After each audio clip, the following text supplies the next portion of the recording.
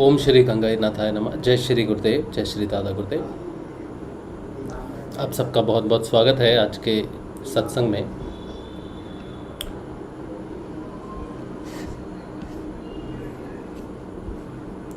मुझे उम्मीद है कि आवाज़ वगैरह जो है वो ठीक रहेगी, फिर भी मैं चेक कर लेता हूँ एक बार।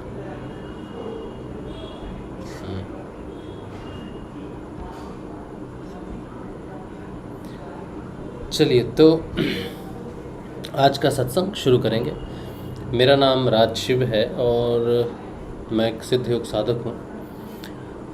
गुरुदेव श्री रामलाल जी सियाग मेरे गुरुदेव हैं और उनसे दीक्षा लेकर जो साधन पथ उन्होंने बताया नाम जप का और ध्यान का, वो हमने किया 2014 से। और सत्संग जो है वो पिछले कुछ वर्षों से चल रहा है और सत्संग में हम बात करते हैं जो हमें परिवर्तन आते हैं, साधना से, नाम जप से जो परिवर्तन आते हैं। एक बहुत मुख्य बात है जो गुरुदेव अपनी पुस्तकों में गुरुदेव ने लिखा है। गुरुदेव हमेशा कहते थे, शुरू करते थे जब वो अपना दीक्षा कार्यक्रम शुरू करते थे, तब कहते थे कि आप शरीर नहीं हो, आत्मा।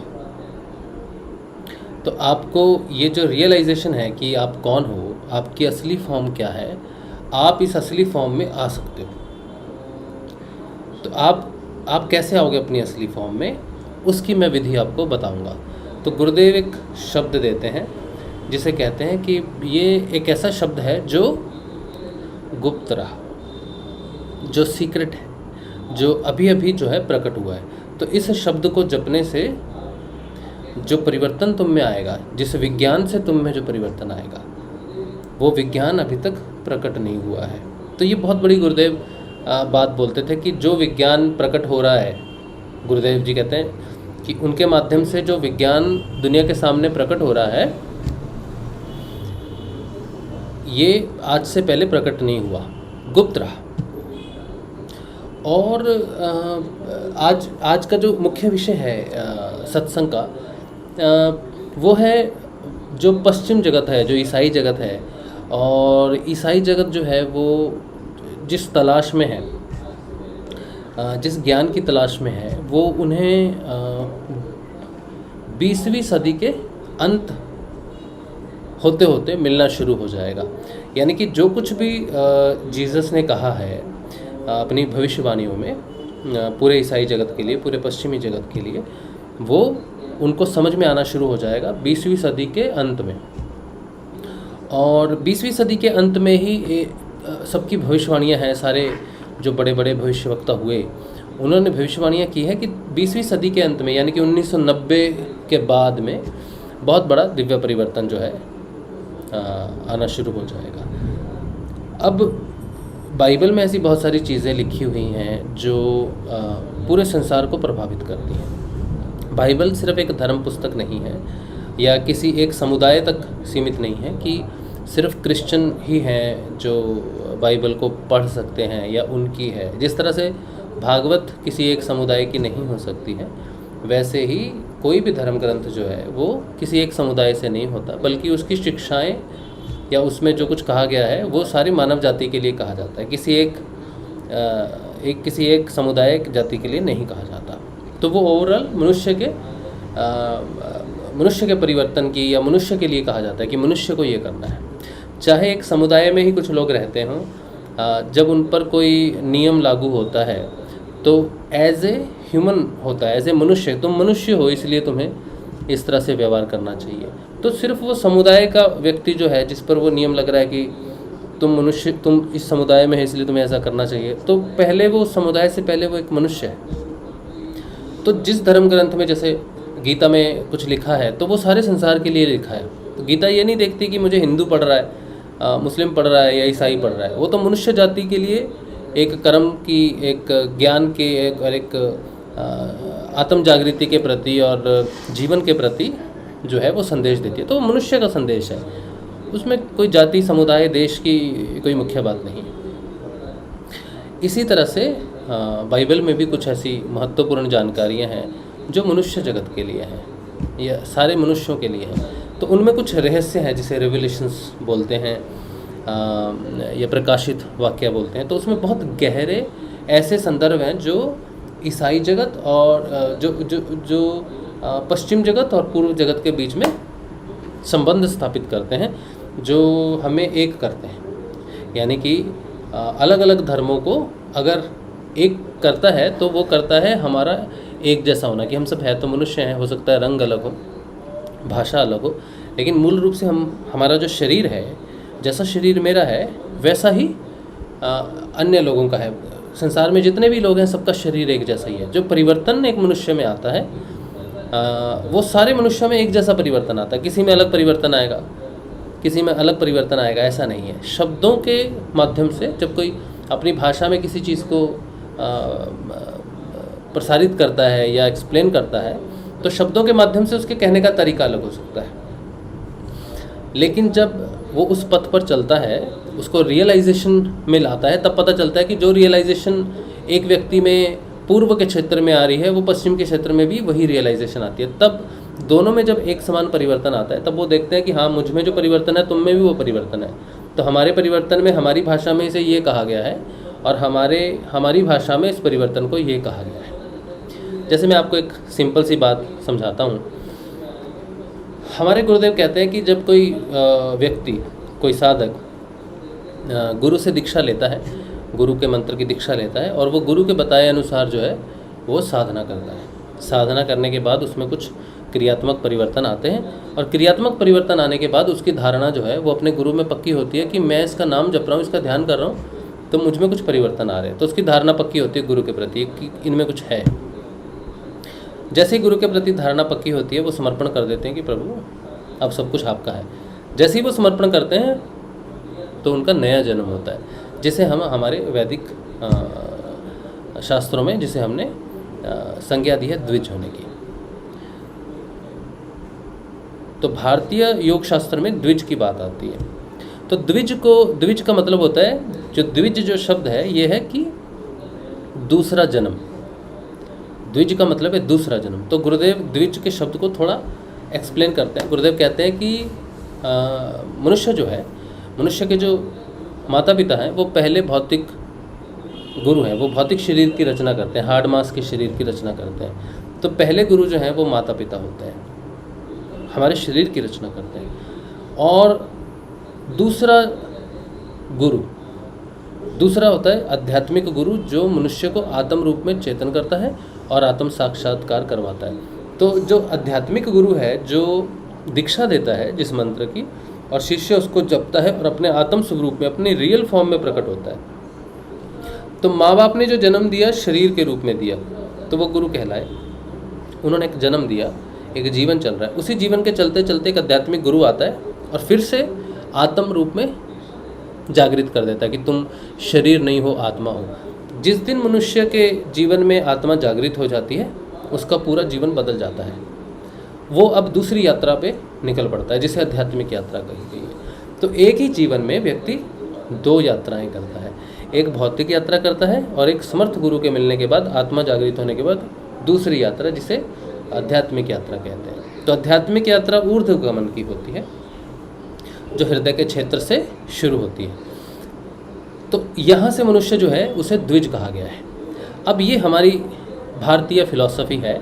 अब यही फिलॉसफी जब जीसस ने कहा, अपने बच्चों को कहा, अपने शिष्यों को कहा कि you cannot see the kingdom of God until you be born again. तो जब तक कोई नए सिरे से जन्म ना ले तब तक जो है वो भारत भगवान का साम्राज्य नहीं देख सकता है। तो उन्होंने इसी चीज़ को, बी बॉर्न अगेन को हम कहते, हमारी भाषा में कहते हैं द्विज, दूसरा जन्म। और जीसस ने अपने शब्दों में उन्हें समझाया बी बॉर्न अगेन, फिर से जन्म लेना होगा। तो उन्होंने उस चीज़ को समझाया। इसी तरह से बाइबल में ऐसे बहुत सारे संदर्भ आते हैं जो उनके शब्दों में कहे गए हैं और हमारे यहाँ पर हमारे वैदिक विज्ञान में उसको हम अलग तरह से समझते हैं। तो इस तरह से गुरुदेव ने कहा है कि जो कुछ भी बाइबल में लिखा हुआ है या जो रहस्य बाइबल में लिखे हुए हैं वो एक चेतन आत्मा की तरफ से प्रकट हुए हैं। जब कोई संत हमारे यहाँ जागृत हो जाते हैं या आत्म रूप को प्राप्त करते हैं, तत्व ज्ञान को प्राप्त होते हैं, तो उनके बाद उनकी जो भाषा है वो थोड़ी गुप्त हो जाती है, रहस्यवादी भाषा हो जाती है, उल्टी भाषा हो जाती है, वो उनकी बातें उल्टी लगती हैं। तो जो उनको रहस्यवादी संत कहा जाता है, वो अपने अंदर से उस आनंदमयी रहस्य को जब प्रकट करते हैं तो साधारण मनुष्य, जो भौतिक मनुष्य है, उसको वो बात उल्टी लगती है कि ये कैसी बात होगी, ये तो बड़ी उल्टी सी बात है। जैसे कबीर जी की बहुत साखियाँ हैं, बहुत ऐसी उनकी उदाहरणें हैं जिसमें वो कहते हैं कि बूंद समाए समंद में, ये तो बूंद तो समंदर में समाती है, तो सब जानते हैं कि बूंद तो जाती है समंदर में, लेकिन क्या कभी समंदर को बूंद में जाते किसी ने देखा है? तो आम आदमी कहेगा ये कैसे संभव है, एक बूंद में समंदर कैसे समा सकता है, लेकिन वो कहेंगे कि हाँ समाता है। तो उनकी जो बातें हैं वो रहस्यवादी बातें हैं। तो जीसस ने जो कुछ भी कहा वो कुछ आउट ऑफ द वर्ल्ड नहीं है, क्योंकि पूरा पश्चिम जगत जो है वो अलग अलग राय रखता है अपनी, अलग अलग पेस्टर्स हैं उनके, अलग अलग चर्च हैं, अलग अलग तरह से व्याख्या है। मैं जब व्याख्याएं देखता हूँ उनकी, ये जो व्याख्याएं गुरुदेव ने मेंशन की है अपनी पुस्तक में, जो मैं आपको अभी बताऊंगा, और पीछे जो मैंने हेडिंग दिया है, मैं तुम्हें एक श्वेत पत्थर दूंगा, ये रहस्यवादी बात है। और इस रहस्यवादी बात को समझने के लिए बुद्धि का प्रयोग जो है वो बेकार है। बुद्धि से इस बात को नहीं समझा जा सकता कि जीसस क्या कह रहे। कोई अगर बुद्धि लगाए कि जीसस ने सफ़ेद पत्थर कहा है तो सफ़ेद का मतलब है स्वच्छता या फिर सत्य, या फिर ये जो भी वो मतलब लगाते हैं, उस तरह से वो अंदाज़ा लगा सकते हैं, लेकिन कॉन्क्रीट नहीं पहुंच सकते, सही जगह पर नहीं पहुंच सकते कि इसका एग्जैक्टली अर्थ क्या है। क्योंकि जब तक वो जीवित नहीं होंगे, जब तक वो जागृत नहीं होंगे, जब तक वो आत्म रूप से जागृत नहीं होंगे, तब तक जीसस की बातें किसी को भी समझ नहीं आएंगी। क्योंकि वो आत्मा के रूप में, हर जगह उसने कहा है कि मैं आत्मा के रूप में आ गया, मैं आत्मा में आ गया। जब वहाँ पर बोला जा रहा है तो वो बता रहे हैं कि मैं एक साधारण बुद्धि से नहीं बोल रहा हूँ, बल्कि मैं उस दिन मैं पतरस के वहाँ गया और मैं आत्मा में आ गया और फिर मैंने ये देखा, वैसा देखा। तो वो जो दृष्टि है या जो कुछ भी बोला जा रहा है वो द्विज बोल रहा है, या फिर वो उस जानकारी से बोल रहा है जो शरीर के उन रहस्यों को जान रहा है जो भौतिकवाद इंसान या बुद्धि के नीचे तक के जो स्तर हैं, शरीर, प्राण, मन और बुद्धि से नहीं जाना जा सकता। तो ऐसे कुछ रहस्य हैं। उसमें से एक रहस्य जो बहुत कंफ्यूजिंग है पश्चिम के लिए, क्योंकि पश्चिम में ऐसे लोग हैं जो जैसे मैं बताता हूँ, पूरी लाइन आपको पढ़ के बताता हूँ। वो क्या करते हैं कि वो इन चीज़ों को भौतिक रूप से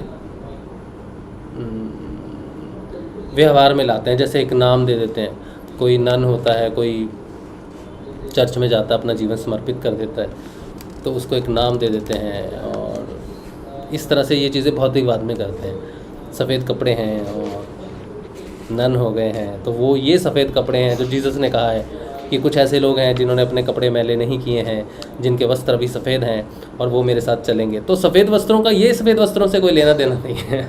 जो मैंने सफ़ेद वस्त्र पहने हैं, इन सफ़ेद वस्त्रों से जीसस के सफ़ेद वस्त्रों का कुछ लेना देना नहीं है। ये तो भौतिक रूप से हम एक प्रेजेंटेशन करते हैं, ठीक है।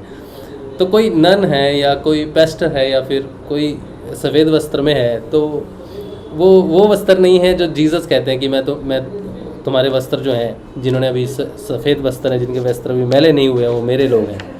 तो सफ़ेद वस्त्र पहनने से कोई जीसस का नहीं हो जाता है, ठीक है। तो ये आध्यात्मिक बात है, इस पर थोड़ी चर्चा करेंगे।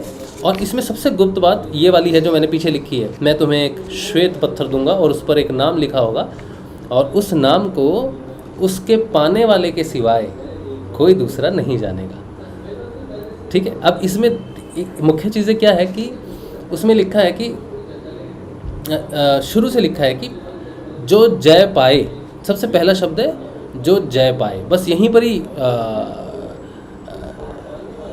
ही पूरा मतलब फैसला हो जाता है चीज़ का, कि वो जो बात कर रहे हैं, जिसकी समझ में ये बात आएगी, आगे जो कुछ भी लिखा हुआ है वो उसकी समझ में आएगा जिसने जय पा ली है, जिसने विजय प्राप्त कर ली है, सिर्फ उसी को वो बात समझ में आएगी।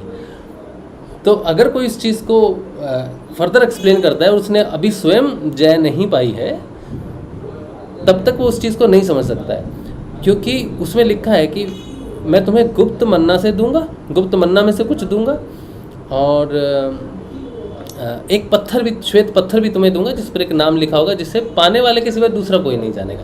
इसका मतलब है कि ये रहस्य इंडिविजुअलिटी के लिए हमेशा, जिसे हम सार शब्द कहते हैं ना, जैसे हमारे कबीर साहब हैं या फिर पीछे के जितने भी संत हैं, 1990 से पहले श्री अरविंदो भी हैं, तो उन्होंने कहा था गुप्त मंत्र है, गुप्त मंत्र है। तो ऐसे बहुत सारे मंत्र हैं जो गुप्त हैं। उनमें से एक महामंत्र, गुप्त मंत्र, जो हमें प्राप्त हुआ, जिसे हम संजीवनी मंत्र कहते हैं। तो हमारे लिए क्या है कि हमें गुप्त मन्नों में से कुछ मिला है। हमारा जो मंत्र है संजीवनी मंत्र, वो गुप्त मन्नों में से एक मन्ना है, वो संजीवनी मंत्र है। ठीक है, तो अभी इस समय संसार के इस समय में वो रिवील हो गया है, वो चीज़ को रिवील कर दिया गया है। अभी वो गुप्त नहीं है, लेकिन अगर 2000 साल पहले देखें तो उनको गुप्त रखा जाता था। 100 साल पहले भी अगर देखेंगे तो मंत्र को बोल के बताया नहीं जाता था। पहले क्रिया योग में रखा जाता था साधक को, और साधक जब उस लेवल तक डेवलप हो जाता था कि गुरु उससे सूक्ष्म रूप में दे सके। जैसे हमारे गुरुदेव को जो मंत्र मिला वो गुप्त रूप से मिला। गुरुदेव को बाबा श्री गंगाई नाथ जी ने बोल के नहीं दिया मंत्र कि बेटा तुम कृष्ण जपो। तो गुरुदेव कहते हैं मुझे एक आवाज़ आई अंदर से, एक भारी आवाज़ आई अंदर से, और जिसने मुझे कहा कि बेटा अब कृष्ण जपो। आप गुरुदेव जी की अगर आप वीडियोस देखोगे या फिर लिखा हुआ है गुरुदेव जी ने काफ़ी जगह पर देखोगे, तो वहाँ पे गुरुदेव जी ने ये बात बताई है कि मुझे अंतर प्रेरणा से एक जोरदार आवाज़ आई, तो उसने कहा बेटा अब कृष्ण जपो। तो गुरुदेव ने कहा कि यार ये क्या आवाज़ है, ये कैसी आवाज़ है। फिर उन्होंने, गुरुदेव ने कहा कि जिसने भी ये मुझे कहा है उसने मुझे कहा है बेटा, उसने मुझे अपने पुत्र के हिसाब से कहा है कि बेटे अब ये तुम जपो। तो मैंने उस शब्द पर, उस पुत्र शब्द पर विश्वास करके मैंने कृष्ण जपा, और फिर गुरु भगवान को जो है वो कृष्ण की सिद्धि हुई। जिसके बाद वो मंत्र जो है वो हमारे समय में आते आते गुरुदेव ने कहा अब ये ऐसा समय आ गया है कि इसका बाहर आना बहुत ज़रूरी है, क्योंकि अब वेट नहीं किया जा सकता कि सब लोग अपनी चेतना में उतने उत्थान करें, उनको गुप्त रूप से वो मिले। तो वो चीज़ प्रकट हो चुकी है, बहुत सामने आ चुकी है। लेकिन ये पहले ये मंत्रों में से गुप्त मंत्र था। ऐसे बहुत सारे मंत्र होंगे जो अभी भी गुप्त होंगे, जो गुरु शिष्यों को एक लेवल में देते थे। तो गुप्त मन्ना में से कुछ दूंगा, तो देने के लिए कुछ भी, गुरुदेव कहते हैं ना, कोई किसी को कुछ देता लेता नहीं है। और आध्यात्मिक जगत में तो कुछ भी नहीं है, कुछ भी ऐसा पदार्थ नहीं है, कुछ भी ऐसा नहीं है। और ईसाई जगत जो है गुप्त मन्ना को भोजन के हिसाब से ट्रांसलेट करता है कि कुछ ऐसा भोजन है जो जो जो अमर भोजन है, कुछ ऐसा है, वो भोजन के रूप में देखते हैं। लेकिन हमारे जो परिवर्तन में आया है, जब हमारे अनुभव में आया कि हमें जो गुप्त चीज़ मिली है, जो हमेशा से गुप्त थी लेकिन हमें मिली क्योंकि समय ऐसा आ चुका है, तो वो गुप्त मंत्रों में से गुप्त मंत्र संजीवनी मंत्र हमें मिला है। उसके बाद गुरुदेव कहते हैं, एक जगह पर कहते हैं,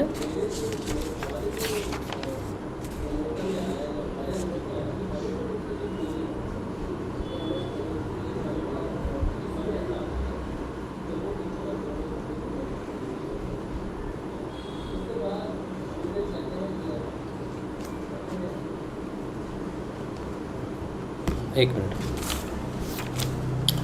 तो इस तरह से ये जो है ना, कोई बहुत विदेश के लिए, पश्चिम जगत के लिए बड़ा गुप्त हो सकता है। जो व्यक्ति, जिस व्यक्ति ने अभी द्विज नहीं बना, उसके लिए हो सकता है बहुत मुश्किल हो इन चीज़ों को समझना। लेकिन जब हम उस रास्ते पर चलते हैं और हम सोचते हैं कि यार वो क्या है गुप्त मन्ना, हमें तो नहीं मिला, हमने तो जय पाई। और जय पाई का मतलब क्या है? जो द्विज होगा वो आगे की यात्रा को करेगा। उस यात्रा में संभावित रूप से हमें मदद की जाएगी कि तुम ऐसे बढ़ो आगे, या मैं तुम्हारी रक्षा करता हूँ। फिर बोलते हैं you will drink my blood, तो तुम मेरे पुत्र हो। ड्रिंक माई ब्लड का मतलब जैसे पिता का जो रक्त है, खानदान बोलते हैं ना ये हमारा वंश है। हमारा वंश है तो कैसे है वंश?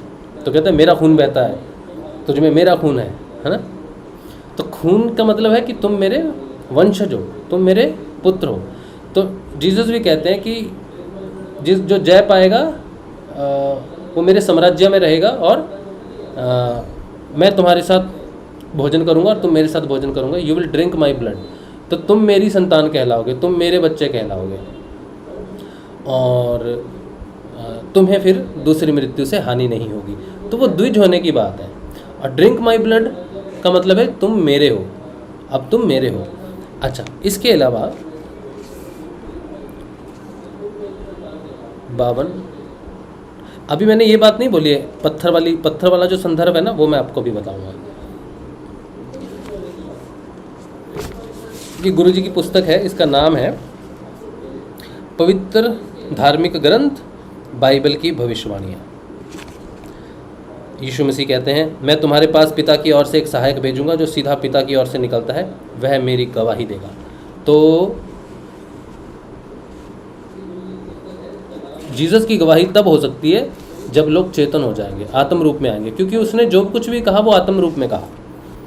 इसलिए बुद्धि की हालत में कुछ भी कहना समझ नहीं आएगा। अच्छा, तो ये पुस्तक का एक अगर आप पढ़ोगे गुरुदेव की पुस्तक,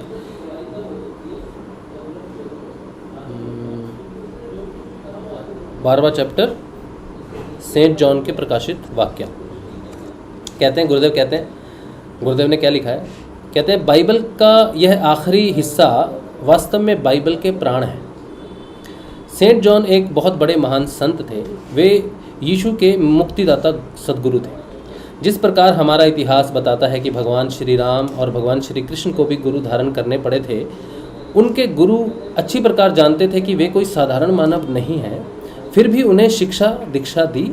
इसी प्रकार सेंट जॉन को भी ये मालूम था कि यीशु कौन था, परंतु फिर भी उसने यीशु को दीक्षा दी, क्योंकि गुरु द्वारा दीक्षा प्राप्त किए बिना मनुष्य द्विज नहीं बनता है, और द्विज बने बिना उस परम तत्व से नहीं जुड़ सकता और ना ही उस दिव्य ज्ञान को पाने का अधिकारी बनता है। तो ये जो भी ज्ञान जीसस ने दिया है ना, ये दिव्य ज्ञान है, ये हमारे वेदों में भी है।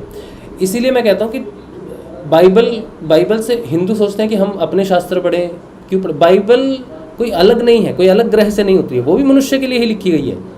और हमारे जितने भी धर्म ग्रंथ हैं, शास्त्र हैं, वेद हैं, वो मनुष्य के लिए लिखे गए हैं। इसलिए भेद नहीं है उनमें, कोई भेद हमारी दृष्टि में है, भिन्नता हमारे अंदर है। लेकिन जो व्यक्ति नाम जपता है, जो ईश्वर के प्रति सच्चा है, जो आत्म रूप से जागृत होता है, द्विज होता है, उसके लिए कोई भिन्नता नहीं है, उसके लिए कोई भिन्नता नहीं है। भिन्नता जागृति से पहले तक की है, उसके बाद नहीं है। तो कहते हैं द्विज बने बिना उस परम तत्व से नहीं जुड़ सकता और ना ही उस दिव्य ज्ञान को पाने का अधिकारी बनता है। इस प्रकार अगर यीशु से सेंट जॉन से दीक्षा नहीं लेता तो वह कुछ भी कर पाने में सक्षम नहीं होता। इसलिए मैं आज भी सेंट जॉन द्वारा दी जाने वाली पानी की दीक्षा प्रचलित है। इसीलिए आज भी सेंट जॉन द्वारा दी जाने वाली पानी की दीक्षा प्रचलित है। तो ईसाई जो हैं वो अभी दीक्षा पानी से देते हैं, क्योंकि यीशु दीक्षा बपतिस्मा नहीं देता था। उसे मालूम था कि जो दीक्षा मैं दूंगा उसे इस समय का मानव सहन नहीं कर सकेगा। इसलिए उसने कहा था, मुझे तुमसे और भी बहुत सी बातें कहनी हैं, परंतु अभी तुम उन्हें सह नहीं सकते। यीशु ने स्पष्ट शब्दों में कहा है कि द्विज बने बिना उस परम तत्व को प्राप्त होना असंभव है। उसने कहा है, यदि कोई नए सिरे से ना जन्मे तो परमेश्वर का राज्य नहीं देख सकता। तो ये सारे ईसाई जगत के लिए ये सबसे महत्वपूर्ण बात है। अगर तुम जानना चाहते हो कि जीसस ने क्या कहा है, तो तुम्हें जागृत होना पड़ेगा, आत्म रूप से जागृत होना पड़ेगा, गुरु बनाना पड़ेगा, गुरु की शरण में जाके जागना पड़ेगा तुमको। तो गुरुदेव कहते हैं कि पूरा गुरुदेव ने रहस्य नहीं खोले इसमें, गुरुदेव ने हिंट जरूर दिए हैं, ये सब सफ़ेद पत्थर, ये सब कुछ बारीक हिंट दिए हैं, लेकिन पूरी तरह से विस्तृत नहीं दिए। तो गुरुदेव ने कहा है कि अगर पश्चिम जगत जानना चाहता है तो उसे गुरुदेव कहते हैं मेरे पास आना पड़ेगा और बाया दिल्ली आना पड़ेगा। गुरुदेव की स्पीच में है कि बाया दिल्ली आना पड़ेगा। तो बाया दिल्ली का मतलब ये नहीं कि फ़्लाइट दिल्ली आएगी फिर दिल्ली से जोधपुर जाएंगे। तो गुरुदेव का कहने का मतलब था कि जितना भी ईसाई जगत है वो भारत सरकार के माध्यम से मेरे तक आए, मतलब वो भारत को अप्रोच करे और भारत से कहे कि हमें इन व्यक्ति की ज़रूरत है। तो वो रिकग्निशन, गुरुदेव कहते थे कि वो रिकग्निशन भारत को मिलनी चाहिए। डायरेक्ट मेरे पास आओगे, हाँ, वो नहीं, तुम डायरेक्ट दिल्ली के माध्यम से आओ, सरकार के माध्यम से मुझे करो, ताकि भारत का नाम हो। तो गुरुदेव ने यहाँ भी अपने आप को ऊपर नहीं किया, भारत को एक विश्व गुरु बनाने के लिए गुरुदेव ने दिल्ली को मेंशन किया। तो गुरुदेव कहते हैं मैंने दिल्ली में बहुत सारी चिट्ठियाँ लिखी, सुषमा स्वराज को लिखी, प्रधानमंत्री को लिखी, मनमोहन सिंह को लिखी, सोनिया गांधी को लिखी, अटल बिहारी वाजपेयी को लिखी, मतलब सबको लिखा, लेकिन किसी ने भी मेरी बात पर ध्यान नहीं दिया। ये बात बहुत महत्वपूर्ण है। गुरुदेव के शिष्य हैं और भैरव सिंह शेखावत हैं जो उस समय शायद वाइस प्रेसिडेंट थे, उनको भी बोला, गुरुदेव बोले किसी ने भी इस चीज़ को आगे प्रस्तुत नहीं किया। गुरुदेव चाहते तो गुरुदेव प्रकट होकर सामने ही कुछ, क्योंकि शक्ति है गुरुदेव में, तो गुरुदेव कर सकते थे, लेकिन गुरुदेव ने कहा कि नहीं, सरकार के माध्यम भारत को उठना चाहिए, क्योंकि हमारा प्रयोजन भारत को उठाना है, भारत को विश्व गुरु बनाना है। इसलिए दिल्ली जो है ना वो बहुत महत्वपूर्ण है हमारे योग के लिए।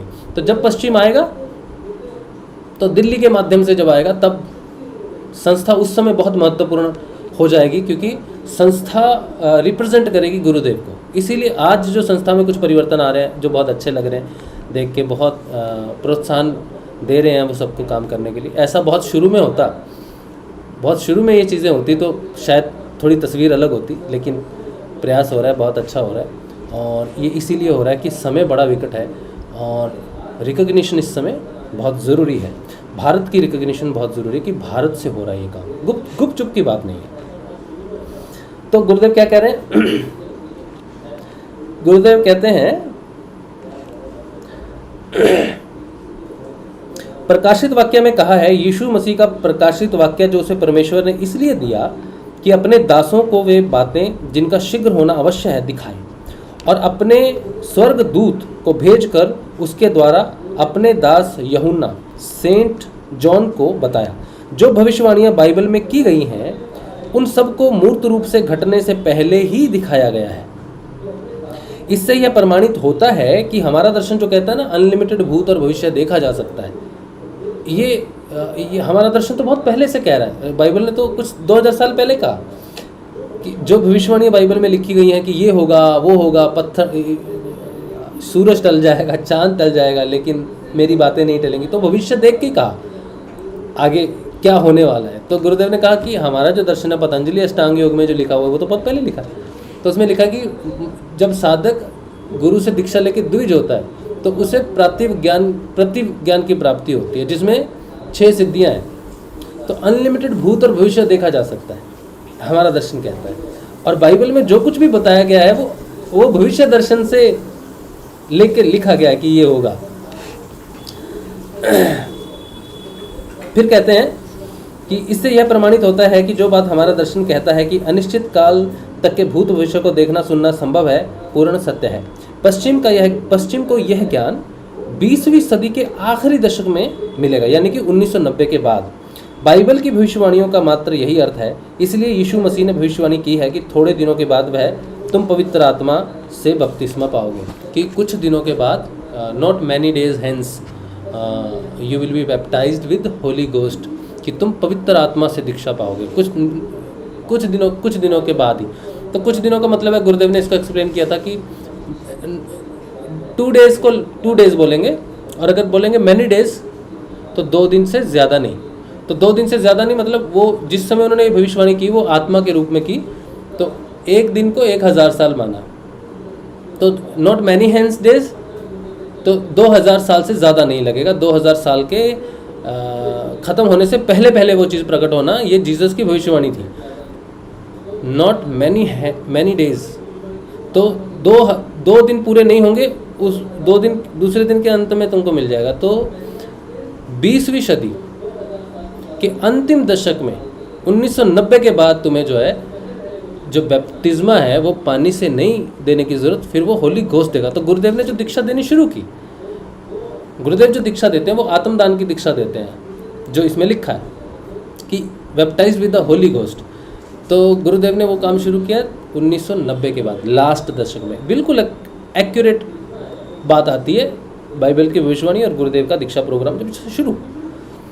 फिर कहते हैं गुरुदेव, धार्मिक ग्रंथों के उपदेश पशंती वाणी में ही दिए गए हैं, परंतु ज्ञानी संत पशंती वाणी समझ सकते हैं, इसलिए उस ज्ञान को वैखरी में लिखकर संसार के सभी मनुष्य के लिए छपवा देते हैं। तो जो ज्ञान प्रकट होता है अंदर से, जैसे कहते हैं ना, द्विज हुए बिना तुम उसे नहीं प्रकट पा सकते, तो गुरुदेव वही कह रहे हैं कि वो ज्ञान अंदर से पशंती में प्रकट होता है। लेकिन जो संत होते हैं वो पशंती को जान सकते हैं, अंदर से जो ज्ञान प्रकट होता है उसको वो द्विज को प्राप्त होता है। और फिर वो जब अपनी एक स्थिति पर पहुंचते हैं, अपनी एक यात्रा के एक लेवल पर पहुंचते हैं, तो अपने अनुभवों को वो वैखरी वाणी से मनुष्य को समझने के लिए वो साधारण भाषा में लिख देते हैं।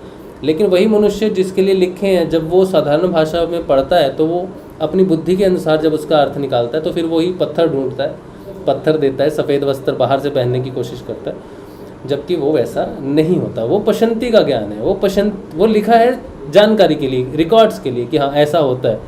लेकिन तुमको अगर वो ज्ञान प्राप्त करना है तो आपको भी जागृत होना पड़ेगा। तो पश्चिम को अगर बाइबल का रहस्य जानना है तो उनको दीक्षा प्राप्त करनी पड़ेगी फ्रॉम द होली गोस्ट। फिर कहते हैं पश्यंती वाणी ध्वनि रूप शब्दों वाली वैखरी वाणी से और भावात्मक विचारमयी मध्यमा वाणी से भी विलक्षण स्वात्म विमर्शमयी अनुभूति रूपनी वाणी है। क्या बात है, क्या सुंदर बात गुरुदेव ने लिखी। 4 वाणियाँ होती हैं, वैखरी वाणी, मध्यमा वाणी और पश्यंती और परावाणी। तो वैखरी वाणी ध्वनि रूप है शब्दों में, जैसे मैं आपसे बात कर रहा हूँ, और मध्यमा हृदय से जो भावात्मक है, और फिर उससे भी नीचे है ज्ञानात्मक जो है वो पश्यंती वाणी है। ठीक है, तो पश्यंती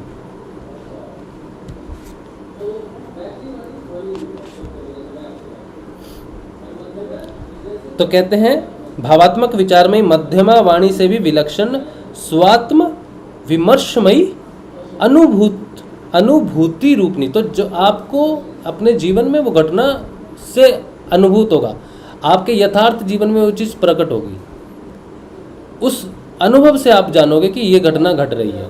कोई कल्पना का विषय नहीं है, कोई भाव का विषय नहीं है कि मेरा भाव आया आज मेरे भाव में, भावात्मक भी नहीं है, शब्दात्मक भी नहीं है, और कल्पना से भी नहीं है। वो आपके आप उसको अनुभूत करोगे उस चीज़ को, तब आपको पता चलेगा कि ये घटना घट रही है। ये चीज़ लिखी हुई है यहाँ पर, जिसे भौतिक भाषा में उद्बुद्ध करना इंस्पिरेशन कहा जाकर समझाने का प्रयास कहा जा सकता है। इसलिए सेंट जॉन ने जगह जगह कहा है, मैं प्रभु के दिन आत्मा में आ गया, आत्मा में वहाँ गया इत्यादि। पश्चिमी जगत के लोग मात्र वैखरी वाणी ही समझते हैं, इसलिए वे अपरा विद्या को ही ज्ञाता है, क्योंकि अपरा विद्या का ज्ञान वैखरी वाणी में लिखा है। बाइबल के कई संदर्भ ऐसे हैं जिनका सही अर्थ अंतर्मुखी होकर ही समझा जा सकता है, और यह कार्य पश्चिम के लोगों के सामर्थ्य से बाहर है। इस संबंध में मुझे एक बात याद आ गई। बाइबल की भविष्यवाणियों के प्रत्यक्ष अनुभूति के संबंध में मैंने भारत स्थित कई संस्थाओं में संपर्क किया। गुरुदेव कहते हैं कि बाइबल में क्या लिखा है ये ईसाइयों को कितना मालूम है, तो उनकी जानकारी के लिए गुरुदेव ने संपर्क किया कुछ ईसाई संस्था से बाइबल के कुछ संदर्भ जानने के लिए। तो गुरुदेव कहते हैं मैंने बाइबल में वर्णित आनंद के बारे में पूछा था, जिसका वर्णन इस प्रकार है। यह एक आंतरिक आनंद है जो सभी सच्चे विश्वासियों के हृदय में आता है। यह आनंद हृदय में बना रहता है, संसारिक आनंद के समान यह आता जाता नहीं है। कॉन्टिन्यूस, जैसे हमने एक दिन बात की थी ना कि आनंद जब बरसता है ना तो वो डिसकॉन्टिन्यू नहीं होता, वो परमानेंट है, वो हमेशा बहता रहता है, फिर वो कभी नहीं रुकता। उसका प्रभु का आनंद पूर्ण है, वह हमारे हृदयों के कटोरों को आनंद से तब तक भरता है जब तक उमड़ न जाए। प्रभु का आनंद जो हमारे हृदयों में बहता है, हमारे हृदयों से उमड़कर दूसरों तक बह सकता है। मुझे दिल्ली की एक संस्था ने कुछ सामग्री भेजी जिसमें कटोरों के चित्र बनाकर उस आनंद के उमड़ने की बात समझाई गई थी। उसे देखकर मुझे बहुत हंसी आई और साथ ही उन लोगों के अल्प ज्ञान पर तरस भी आया। मैं प्रकाशित वाक्य की चंद बातें जो सेंट जॉन ने पश्यंती वाणी में सुनी थी यथावत लिख रहा हूँ। क्या ईसाई जगत इनकी सही व्याख्या करके प्रमाणित करने की स्थिति में है? मैं अच्छी प्रकार समझ रहा हूँ कि यह कार्य अंतर्मुखी हुए बिना असंभव है। सेंट जॉन ने लिखा है, मैं यीशु की गवाही के कारण पतमुस नामक टापू में था कि मैं प्रभु के दिन आत्मा में आ गया और अपने पीछे तुरही का सा बड़ा शब्द यह कहते सुना कि जो कुछ तू देखता है उसे पुस्तक में लिखकर 7 कलीसियाओं के पास भेज दे। जब तक अंतर्मुखी होकर उस परम सत्ता से नहीं जुड़ते, बाइबल के ऐसे संदर्भ समझ में नहीं आ सकते। प्रकाशित वाक्य अध्याय 1 और वचन 16 है शायद। वह अपने दाहिने हाथ में 7 तारे लिए हुए था और उसके मुख से 2 धारी तलवार निकलती थी। इसका चित्र हमने बनाया, गुरुदेव जी का जब चित्र हमने बनाया था कि 2 धारी मुख की कोई 2 धारी मुख शब्द रूप, मुख से जो तलवार है वो शब्द रूपी है और दो धारी तलवार है जिसे हमने यही गुप्त मन्ना जिसकी हमने बात की है कि गुप्त मंत्र है, संजीवनी मंत्र है जो दो धारी तलवार है, जो भौतिक तापों को नष्ट करता है और आध्यात्मिक उन्नति भी देता है। तो उसके दो कोण हैं, बीज भी है और नाम भी है। नाम से संसारिक सुख प्राप्त होता है और बीज से आध्यात्मिक उन्नति है। तो वो दोनों तरफ की धार है, दोनों तरफ की यात्राएं करवाते हैं। ऐसा मंत्र है गुरु जी का। तो वो मुख से दो धारी तलवार निकलती है और दाहिने हाथ में 7 तारे लिए हुए हैं। तो गुरुदेव ने बहुत शुरू में कहा था कि योग और वेदांत जो है वो पूर्ण दर्शन है। तो गुरुदेव जी की एक पुस्तक एक तस्वीर हमने बनाई थी, उसमें राइट हैंड में गुरुदेव जी के एक पुस्तक है और 7 तारे हैं। तो वो 7 तारे हमने सप्तऋषियों को लिए, क्योंकि जो भी योग प्रकट हुआ हमें वो पहली बार भगवान शिव से प्रकट हुआ सप्तऋषियों के माध्यम से, जिसे हम गुरु पूर्णिमा के रूप में मनाते हैं। और गुरुदेव जी के हाथ में वेदांत भी है, जिसमें गुरुदेव कहते हैं कि योग से वेदांत प्रकट होगा। तो वो तस्वीर है, काफ़ी ने आपने देखी होगी, अगर आपको देखनी होगी तो हम उसको ज़रूर लगा देंगे। तस्वीर मैं आपको दिखा दूँगा बाद में, मैं दिखाई देता हूँ 1 मिनट। वो इसी कुछ लोग कहते हैं कि मैंने काल्पनिक बनाई, काल्पनिक नहीं है, जो लिखा हुआ है मैंने यहीं से प्रेरणा लेके ही बनाई है।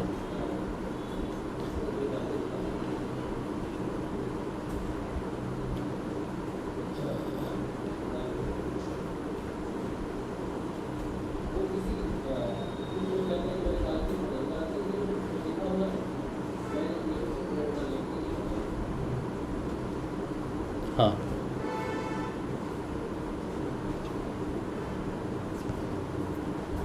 ये वो तस्वीर है। अच्छा, ये तस्वीर तो थोड़ी एडिटेड है, मैं दूसरी वाली दिखा रहा हूँ, रुको एक।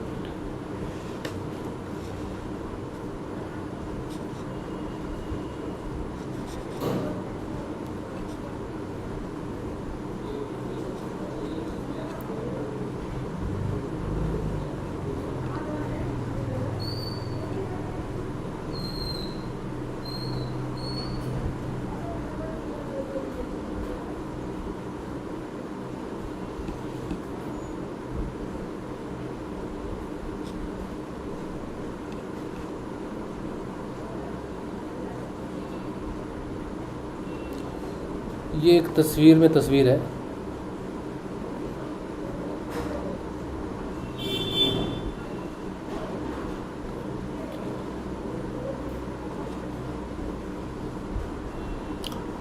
हाँ,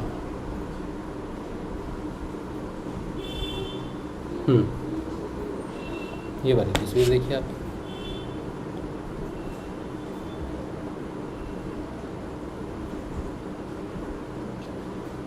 तो ये वो तस्वीर है।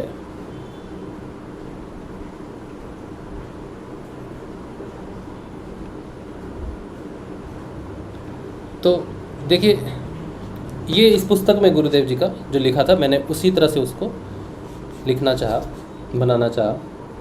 कहते हैं कि वह अपने दाहिने हाथ में 7 तारे लिए हुए था और उसके मुख से 2 धारी तलवार निकलती थी।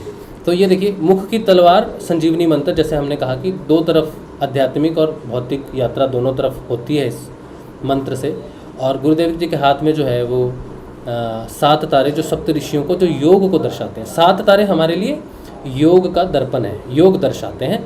और वेदांत जो है, जो वेद है, जो गुरुदेव जी के हाथ में है, वो प्रकट होता है योग से। गुरुदेव कहते हैं अकेला वेदांत पंगु है। तो जब आप योग करोगे ना, तो आपके अंदर से ज्ञान प्रकट होगा।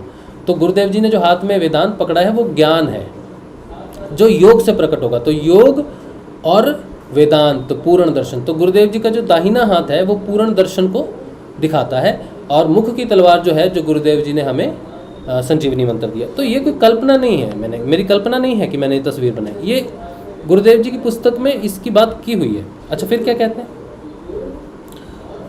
अच्छा, और उसका मुंह ऐसे प्रज्वलित था जैसे सूर्य कड़ी धूप में चमकता है। अच्छा, मैं आपको ये तस्वीर पूरी दिखा दूं।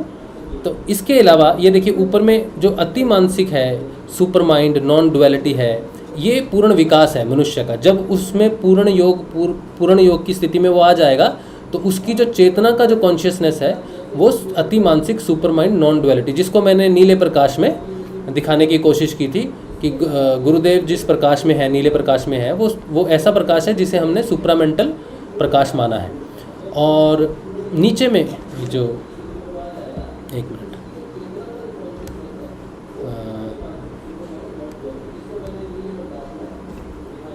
अब ये पूरी तस्वीर मैं दिखा दूंगा आपको, लेकिन अभी समझा दे रहा हूँ।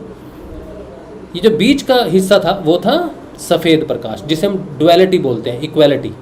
डुअलिटी है लेकिन इक्वालिटी है। बहुत सारे लोग हैं, ये अधिमानसिक चेतना, ओवर माइंड है, जो हमें कनेक्ट करती है ऊपर अतिमानसिक से और नीचे माइंड से। हमारा स्तर नीचे है, जो ये ब्लैक स्तर है माइंड, मानसिक, ये हमारा अभी का स्तर है, जिस स्तर में हम हैं, अंधकार में जो हमारा माइंड है, डुअलिटी है, इनइक्वालिटी है। और फिर हम जब गुरुदेव से जुड़ते हैं तो गुरुदेव हमें जोड़ने वाले वो अधिमानसिक प्रकाश हैं, अधिमानसिक देव हैं, जिन्हें ओवर माइंड की संज्ञा दी गई है। वो नीचे से पैरों से हमारी तरफ जुड़ते हैं और ऊपर से सिर की तरफ से अतिमानसिक से जुड़ते हैं। तो गुरुदेव एक ब्रिज का कार्य करते हैं हमारे ट्रांसफॉर्मेशन के लिए, कि जो ट्रांसफॉर्मेशन है मनुष्य का, वो गुरुदेव के माध्यम से हो रहा है। ब्रिज है गुरुदेव मानव और अति मानव के बीच का, अधिमानसिक वो ब्रिज है गुरुदेव। अच्छा, तो ये है, ठीक है। उसके बाद ये जो त्रिशूल बोलते हैं, ये त्रिशूल नहीं है, ये त्रिगुणात्मक गुणों को दर्शा रहा है, जिसको गुरुदेव जहाँ से हमें मुक्त करते हैं। और ये जो ऊपर पंख दिखते हैं, ये हमारी स्वतंत्रता है, भौतिक स्वतंत्रता, जिसमें ये जो सफ़ेद पत्थर दूंगा, इसको मैं एक्सप्लेन करूँगा अभी ठीक से। तो ये जो गुणात्मक परिवर्तन है कि तमोगुण रजोगुण में परिवर्तित होता है, तमोगुण रजोगुण में परिवर्तित होता है, रजोगुण सतोगुण में परिवर्तित होकर मनुष्य जो है वो अपने अतिमानसिक के रूप में, इससे बाहर जाके अतिमानसिक रूप में चला जाएगा। और कुंडलिनी को दर्शाया है मैंने सर्प के रूप में, जो गोल्डन कलर की है। जो परिवर्तन गुरुदेव करते हैं, किसकी सहायता से करते हैं? वो गोल्डन सर्पनी है, वो शक्ति कुंडलिनी है। और ये जो दंड है, ये लोहे का दंड है। ये जो गुरुदेव के हाथ में है, ये राजदंड जो है, ये लोहे का दंड है, जो न्याय दंड कहते हैं। राजदंड नहीं है ये न्याय दंड है। राजदंड अलग चीज़ है, ये न्याय दंड है। इसमें मेंशन है, ये पूरा चित्र जो है ये इसमें मेंशन है। ठीक, पहले तो मैंने इस चित्र को हमेशा मैं लगाता था अपने हर वीडियो में लगाता था, लेकिन फिर मुझे लगा कि इस चित्र को सब समय बाहर आने से लोग इसको अवॉइड कर रहे हैं, सोच रहे पता नहीं क्या है। तो सही समय पर गुरुदेव का ये चित्र जो है दुनिया के सामने प्रकट होगा ही। अगर इसमें कोई सच्चाई होगी तो ज़रूर होगा, अगर नहीं होगी तो फिर नहीं होगा प्रकट। चलिए फिर कहते हैं, जिसके कान हो वह सुन ले कि आत्मा कलीसियाओं से क्या कहता है। जो जय पाए उसको दूसरी मृत्यु से हानि ना पहुंचेगी। ये कल के सत्संग में हमने इसे एक्सप्लेन किया था। सो मन फिरा, नहीं तो मैं तेरे पास शीघ्र ही आकर अपने मुख की तलवार से उनके साथ लड़ूंगा। जो प्रकाश, जब जीसस, ईसा, मूसा और इलिया तीनों एक ही प्रकाश में थे, तो उन्होंने कहा कि एक ही प्रकाश है, मूसा का, ईसा का, इलिया का, या जो आने वाला है, वो तीनों भूत, वर्तमान और भविष्य को दर्शा रहे थे, और तीनों में एक ही प्रकाश चमक रहा था। तो उन्होंने कहा था कि भूतकाल का मूसा, वर्तमान का ईसा और भविष्य का इलिया होगा। सेम ही है वो, कोई अलग नहीं है। तो वो क्या कहते हैं, उसके लिए अलग चैप्टर है पूरा, उसे कहा है सत्य का आत्मा। वो है सत्य का आत्मा, चैप्टर नंबर 8। और सत्य के आत्मा को ही अधिमानसिक देव कहा गया है। अधिमानसिक देव, जो अभी मैंने एक्सप्लेन किया ना कि बीच का जो ब्रिज है ना, वो अधिमानसिक देव है। तो अधिमानसिक देव क्या करता है, नीचे के मनुष्य को ऊपर की चेतना के साथ जोड़ने का काम करता है अधिमानसिक देव। तो वो वही प्रकाश है। तो वो यही कह रहा है कि मैं आऊँगा और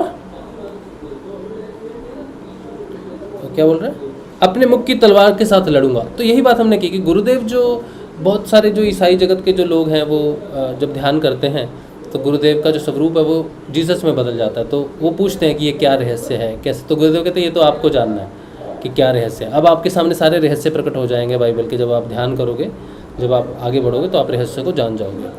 तो उन्होंने कहा था जीसस ने कहा था कि मुझ में और पिता में कोई अंतर नहीं है, वो और जो आएगा वो मेरी बातों से लेकर कहेगा, क्योंकि वो मेरी गवाही देगा। तो आज अगर मैं बाइबल पढ़ रहा हूँ तो वो जीसस ने लिखा है कि वो जो आएगा उसके जो शिष्य होंगे वो छोटे छोटे समूह में आएंगे और तुमको बताएंगे और मेरी गवाही देंगे। तो मैं अगर आज जीसस की गवाही दे रहा हूँ यहाँ बैठकर, तो मेरी गवाही का सूत्र जो है वो गुरुदेव है। गुरुदेव के कारण मैं बोल रहा हूँ। गुरुदेव को बोलने का अधिकार नहीं था, उसमें लिखा है कि वो तुम्हें बताएगा नहीं। गुरुदेव के लिए जो भविष्यवाणी थी जीसस की वो ये थी कि वो जब आएगा वो तुम्हें बताएगा नहीं, दिखाएगा, तुम्हें देखने के काबिल करेगा, तुम्हारे जवान भविष्य देखेंगे, है ना, ये सब लिखा था कि। तो गुरुदेव ने फिर बताना बंद कर दिया था। गुरुदेव ने कहा तुम मेरे पास आओ और स्वयं देखो। तो गुरुदेव के जो शिष्य हैं इनकी रिस्पॉन्सिबिलिटी है कि वो गवाही दें। किसकी गवाही देनी है? हमें एक तरह से अधिमानसिक देव की गवाही देनी है कि जो हम में परिवर्तन आ रहा है ये वही परिवर्तन है जो जीसस ने उस समय कहा था कि मैं तुम्हें गुप्त मन्ना से दूंगा, मैं तुम्हें श्वेत पत्थर दूंगा, तुम जय पाओगे, तुम बपतिस्मा आत्मा से बपतिस्मा पाओगे। तो हमें वो सब मिल रहा है, तो हम उसकी गवाही दे रहे हैं जो 2000 साल पहले उसने कहा था कि मेरी गवाही दी जाएगी, तो मैं दे रहा हूँ। इसी तरह से मेरे जैसे बहुत सारे लोग गवाही देंगे, और जब वो गवाही देंगे तो वो बताएंगे कि वो गवाही क्यों दे पा रहे हैं, किसकी वजह से दे पा रहे हैं। तो वो जानेंगे कि आज का जो अधिमानसिक देव है वो वही भूतकाल का और उस समय जो तीनों दिखे थे एक ही प्रकाश में, सफ़ेद प्रकाश में, वही है, वो ईश्वर का ही प्रकाश है। ईश्वर में पुत्र में कोई अंतर नहीं है। तो गुरुदेव ने कहा था मैं खुद आ गया हूँ, तो उसने कहा था ना वो पिता की ओर से आएगा डायरेक्ट। जिसने कहा था अगर मैं ना जाऊँ तो वो ना आ पाएगा, मेरा जाना ही तुम्हारे लिए उचित है, क्योंकि मैं जाऊँगा तो उसे भेज दूंगा और वो डायरेक्ट पिता की ओर से आएगा। तो गुरुदेव ने एक बार कहा था कि तुमने जीसस को क्यों मारा? ईसाइयों को पूछा तुमने जीसस को क्यों मारा? तो उन्होंने कहा कि उसने ये कहा कि मैं ईश्वर का पुत्र हूँ। तो बोले हाँ, और तुमने उसे मार दिया, अब बाप आ गया तुमसे बदला लेने के लिए। गुरुदेव ने ये बड़े वेग स्वर में कहा था, हाँ तो अब बाप आ गया तुमसे बदला लेने के लिए, अब तुम्हारे साथ वही होगा जो तुमने उसके साथ किया। तो ये निश्चय, ये न्याय का दिन है। तो जब वो आएगा तो वो न्याय करेगा। तो अब ये समय न्याय का चल रहा है, ये वही न्याय का समय चल रहा है जो दुनिया कह रही है ना, ये होगा, वो होगा, ऐसा होगा। तो वो सब भविष्यवाणी की हुई है कि वो न्याय का दिन वो ज़रूर आएगा। तो फिर अभी हमने ये जो तुम्हें एक पत्थर दूंगा उस पर हम नहीं पहुँचेंगे। फिर कहते हैं सो मन फिरा नहीं तो मैं तुम्हारे पास शीघ्र ही आकर अपने मुख की तलवार से उससे लड़ूंगा। जो जय पाए मैं उसको गुप्त मन्ना में से दूंगा और एक श्वेत पत्थर भी दूंगा, और उस पत्थर पर एक नाम लिखा हुआ होगा जिसे उसके पाने वाले के सिवाय और कोई न जानेगा। अब ये बात है, और वह लोहे के राजदंड लिए हुए उन पर राज्य करेगा, जिस प्रकार कुम्हार की मिट्टी के बर्तन चकनाचूर हो जाते हैं, जैसे कि मैंने कहा ऐसा ही अधिकार अपने पिता से पाया है। अच्छा, यहाँ पर लिखा है राजदंड, लेकिन ये न्याय, उन्होंने कहा था कि वो न्याय करेगा। तो राजदंड से वो न्याय कर रहे हैं, तो हो सकता है कि उन्होंने न्यायदंड लिखा है क्योंकि, और राजदंड लिखा है क्योंकि वो राजा न्याय करता है, उस हिसाब से लिखा होगा कि ये जो उसके हाथ में होगा उससे वो न्याय करेगा, राज करेगा। और धर्म का, और एक और शब्द लिखा था धर्म का, न्याय का, और एक और चीज़ है, वो आएगा तो मैं आपको बताऊंगा।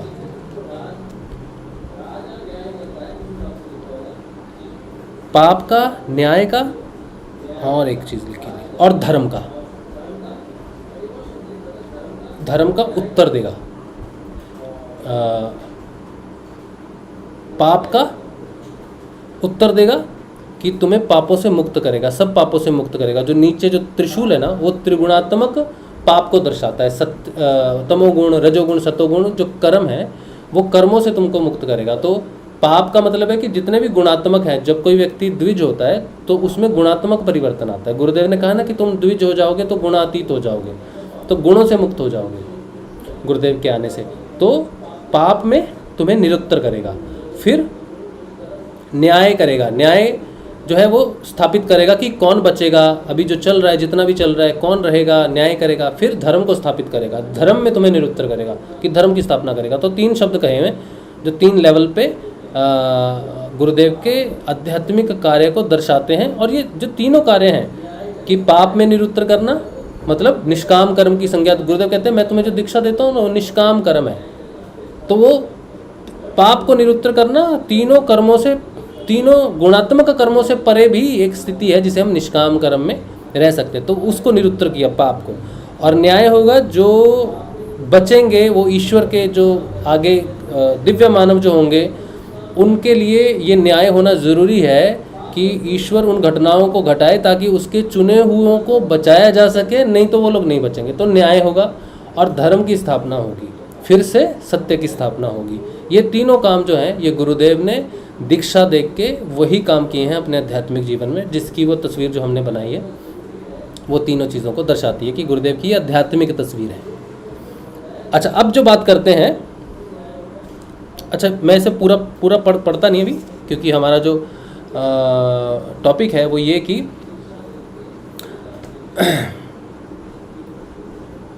ऋषि अरविंदो ने कहा एक जगह पर, जिसे गुरुदेव ने भी बात कहा। ऋषि अरविंदो ने कहा कि आगामी मानव जाति जो है, अभी लोग क्या करते हैं 100 साल जीते हैं, 70 साल 80 साल जीते हैं, तो वो उसके बाद बीमार होके मर जाते हैं या बीमारी से मर जाते हैं किसी भी तरह। तो जीसस ने कहा योग में ऐसी शक्ति है कि मनुष्य जो है आगे चिरजयी रह सकता है, 200-300 साल या उससे भी ज़्यादा वो जीवित रह सकता है। तो उसमें जिस परिवर्तन की ज़रूरत है, जो योग से जो परिवर्तन होगा, और किसके योग से होगा? सुपरामेंटल के योग से जो परिवर्तन होगा, तब आगामी मानव जाति जो है वो दिव्य शरीर धारण करेगी। तो हिंदी में इस दिव्य शरीर को जो है ना पार्थिव इमोर्टैलिटी कहा गया है। शरीर की दिव्यता को पार्थिव इमोर्टैलिटी जो है, आने वाला मनुष्य जो है वो दिव्य शरीर धारण करेगा। तो जीसस कहते हैं कि मैं तुम्हें एक सफ़ेद पत्थर दूंगा। ये जो दिव्य शरीर है, दिव्यता को पवित्रता से जोड़ा जाता है, और शरीर को जो है आगे आने वाला जो शरीर है वो दिव्य शरीर है, वो स्वच्छ शरीर है। वो जीसस कहते हैं कि जो जय पाएंगे, जो विजय पाएंगे, जिन्होंने अपने वस्त्र मैले नहीं किए हैं, जो अपने रूप में या फिर अपनी चेतना में जो पवित्र हैं या ईश्वर की तरफ हैं, सकारात्मक हैं, और उनको मैं नया दिव्य शरीर दूंगा जो आगे के मनुष्य जीवन की शुरुआत करेगा। तो ये जो सफ़ेद पत्थर है, ये दिव्य जीवन का घोतक है। और इसी बात को ऋषि अरविंदो ने कहा था कि आगामी मानव जाति जो है वो दिव्य शरीर धारण करेगी। लेकिन कौन शरीर धारण करेगा, दिव्य शरीर कौन धारण करेगा? तो गुरुदेव जी ने उस बात का उत्तर दिया कि इस योग में आप आपका जो ट्रांसफॉर्मेशन होगा वो माइंड से सुपर माइंड में होगा, सुपर माइंड होगा। तो आगामी मानव जो है वो दिव्य है। तो ये जो श्वेत पत्थर है वो आपके नूतन रूपांतरण का है। ये कोई ऐसा नहीं है कि अभी कोई सफ़ेद पत्थर हमें दे, उसको कोई क्या करेगा। सफ़ेद पत्थर का मतलब है कि मेरा उज्जवल दिव्य शरीर जो मुझे योग से प्राप्त होगा, जो मुझे उस गुप्त मन्ना से प्राप्त होगा जो गुरुदेव ने मुझे दिया। तो ये सारी बातें जीसस की, जो जय पाए यानी कि जो द्विज होगा उसे गुप्त मन्ना से प्राप्त हुआ। तो हमें तो द्विज होने से पहले इसलिए मिला क्योंकि समय ऐसा आ चुका है कि हमें गुप्त रूप से नहीं मिला, लेकिन हमें जो मिला वो गुप्त मन्ना से ही है। और हमने द्विज होके अपने गुणात्मक परिवर्तन से आगे का जो परिवर्तन है वो ऋषि अरविंदो के, तो जीसस ने जो बोला वही ऋषि अरविंदो ने रिपीट किया है, या उसको अपनी भाषा में रखा है कि आगामी मानव जाति जो है वो दिव्य शरीर धारण करेगी। यही वो सफ़ेद पत्थर है। और इसे मैं किसी पुस्तक से देख के बोल रहा हूँ या फिर किसी आइडिया से बोल रहा हूँ, ऐसा कुछ भी नहीं है। ये कल्पना से नहीं बोल रहा कि ये होगा तो यही होगा।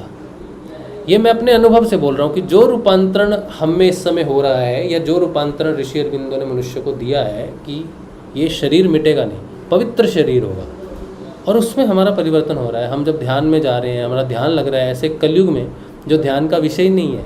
कलयुग को तो कहा गया है कलयुग केवल नाम आधारा, सुमिर सुमिर न उतरी पारा।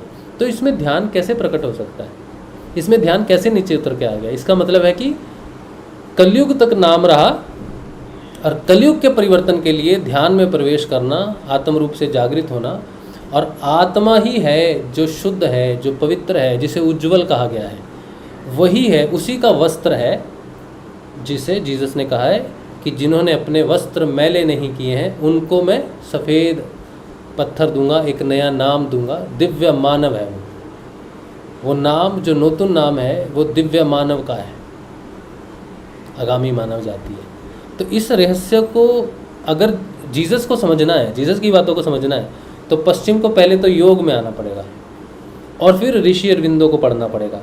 और अगर वो डायरेक्ट ऋषि अरविंदो को पढ़ेंगे तो उनकी समझ में नहीं आएगा, क्योंकि ऋषि अरविंदो का लेवल ही कुछ और है। वो तो योग की स्थिति से बात कर रहे हैं, वो तो साधारण बात नहीं कर रहे कि एक व्यक्ति बैठा है, कोई कविता लिख रहा है, कुछ कर रहा है। ऋषि अरविंदो की एक योग की स्थिति में बैठे हैं और योग की स्थिति में कुछ दर्शन दे रहे हैं।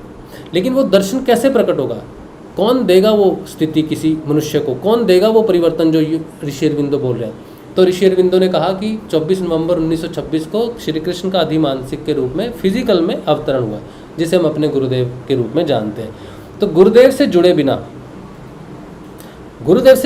बिना पश्चिम जगत अगर गुरुदेव से नहीं जुड़ता है तो ऋषि अरविंदो की रहस्य को वो नहीं जान पाएगा। और ऋषि अरविंदो के रहस्य को जिस दिन जानोगे, जो कुछ उन्होंने लिखा हुआ है वो बाइबल के सारे रहस्य खोल देंगे। तो ये मार्ग है।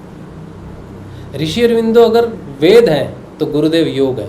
तो गुरुदेव और ऋषि अरविंदो जब दोनों मिलते हैं तब पूर्ण दर्शन मिलता है। तो जो गुरुदेव को जानेगा वो ऋषि अरविंदो की फिलॉसफी को, सावित्री को साक्षात्कार करेगा और जानेगा कि ऋषि अरविंदो को अगर आध्यात्मिक चित्र में प्रस्तुत करना हो तो ऋषि अरविंदो वेद है,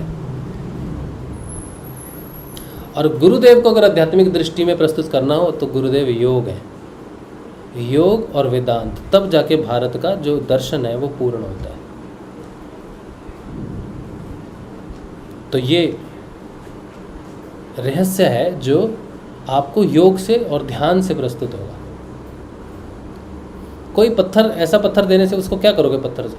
बाइबल के लोग जो हैं, ईसाई लोग जो हैं, उसको वो एक्सप्लेन तो लगभग ऐसे ही करते हैं, लेकिन वो कहते हैं कि कोई घर बनाने की बात करते हैं। जैसे जीसस ने कहा कि भगवान का मंदिर, भगवान की मूर्तियों का मंदिर से क्या संपर्क है? मनुष्य का शरीर ही भगवान का मंदिर है। तो अगर मनुष्य का शरीर भगवान का मंदिर है तो मनुष्य का शरीर भी, जैसे मंदिर पत्थरों से बनता है वैसे मनुष्य का शरीर भी पत्थरों से बनता है।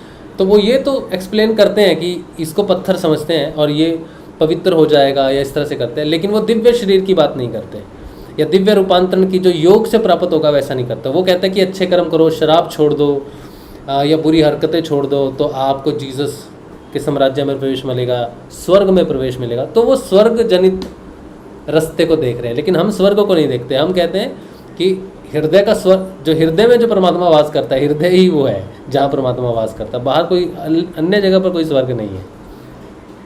तो ये कुछ रहस्य हैं जो योग से प्रकट होंगे। और हर किसी को ये जो दिव्य शरीर जो प्राप्त होगा, जब तक नहीं होगा तब तक आप इसे नहीं जान पाओगे। तो जिसका दिव्य रूपांतरण होगा वही जान पाएगा कि वो दिव्य पत्थर कैसा है, वो दिव्य शरीर कैसा है। जब तक वो नहीं मिलेगा तब तक नहीं पता चलेगा। लिखा हुआ है, श्री माँ ने पूरा एक्सप्लेन किया है कि दिव्य शरीर कैसा होगा, लेकिन पढ़ने में और अनुभव करने में दो अलग चीज़ें हैं। जैसे पानी कितना ठंडा है ये पानी में उतर के ही पता चलेगा। तो तुम्हारा दिव्य रूपांतरण ही है जो तुम्हें बताएगा कि तुम्हें क्या मिलने वाला है, लेकिन वो तभी मिलेगा जब आप आत्म रूप में स्थित हो जाओगे। बिना आत्मा के प्रकाश के शरीर का रूपांतरण नहीं हो सकता। बिना अति मन के प्राण नहीं बदलेगा, बिना प्राण के शरीर नहीं बदल सकता। तो जो रूपांतरण होगा वो ऊपर से नीचे उतरेगा। जैसा आत्मा का आविर्भाव है वैसा ही शरीर में नीचे उतर सकता है, नीचे उसको महसूस किया जा सकता है। शरीर में भी, शरीर को भी अमरता प्रदान की जा सकती है, क्योंकि जो कुछ भी बना हुआ है वो आत्मा से बना हुआ है। इसलिए जो पत्थर नीचे है वो भी आत्मा का ही अंश है, तो उसमें भी आत्मा को जागृत किया जा सकता है। तो इसी आधार पर ये जो शरीर है इसको भी दिव्य रूपांतरण दिया जा सकता है। आत्मा को जागृत करके योग को नीचे डिसेंड कराया जा सकता है। पृथ्वी के साथ योग है, तो ये जो पृथ्वी है ना, ये दिव्य रूपांतरण हो जाएगा इसका।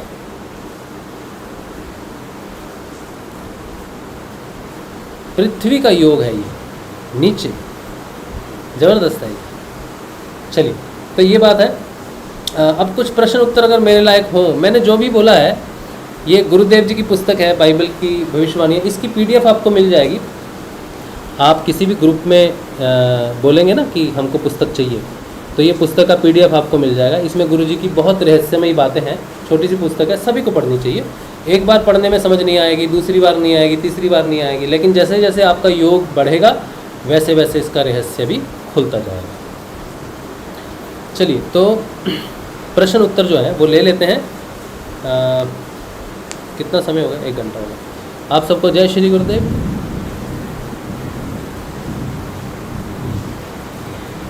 संजीव शर्मा कह रहे हैं, सो ही गुरु पूरा कहावे, जो 2 अक्षर का भेद बतावे, एक छुड़ावे एक लिखावे, तब प्राणी निज घर को जावे।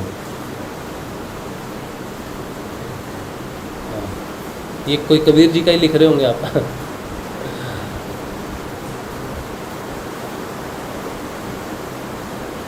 अच्छा, तो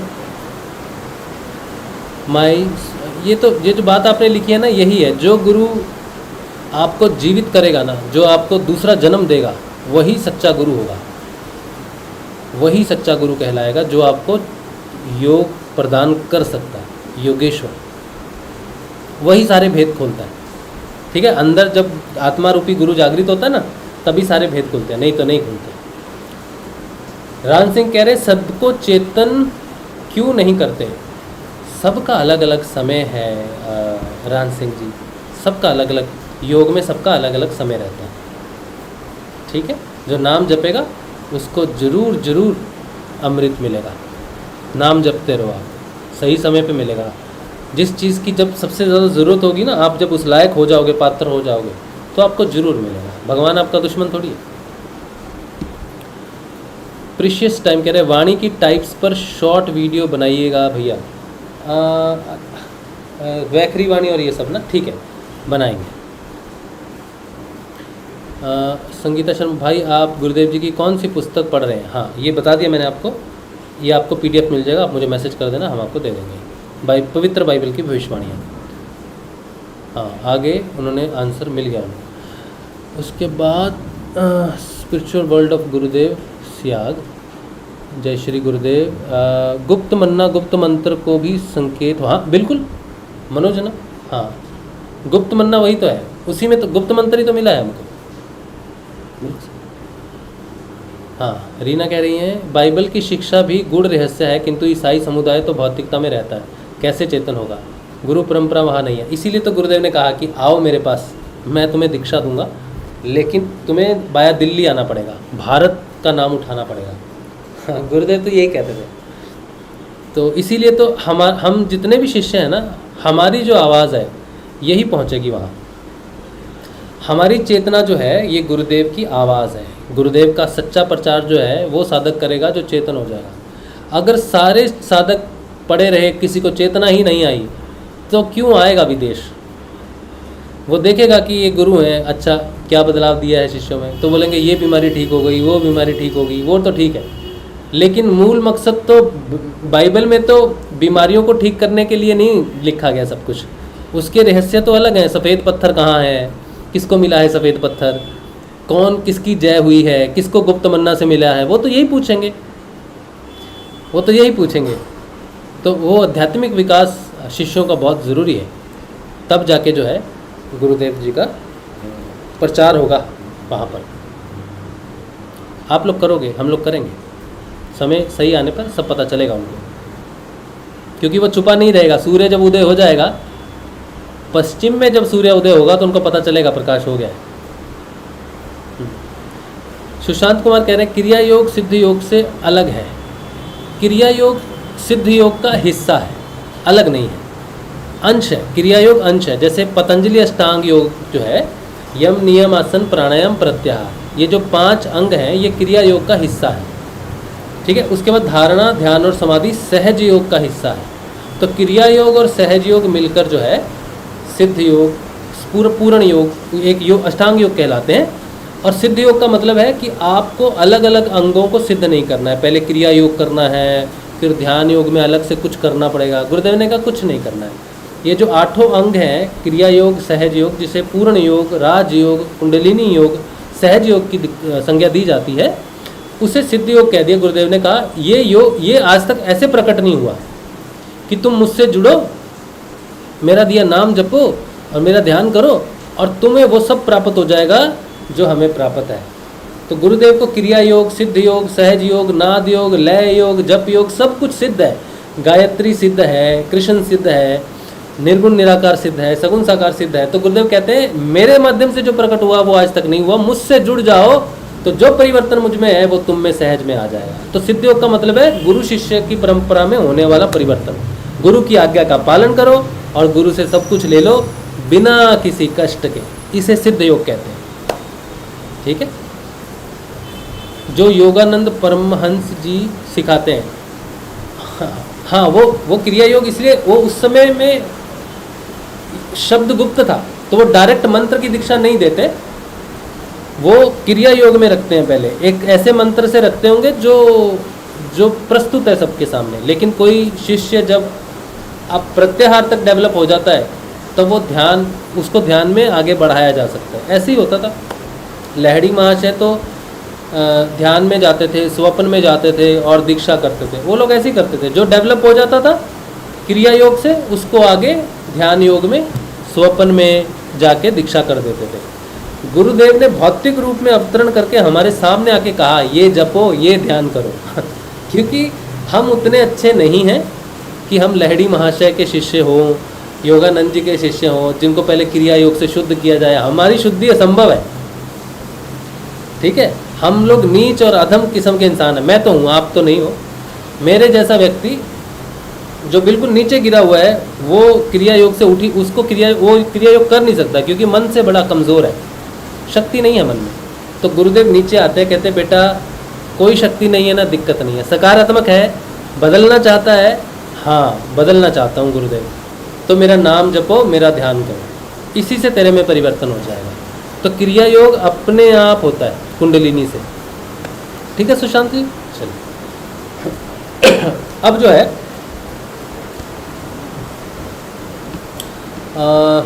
एक मिनट,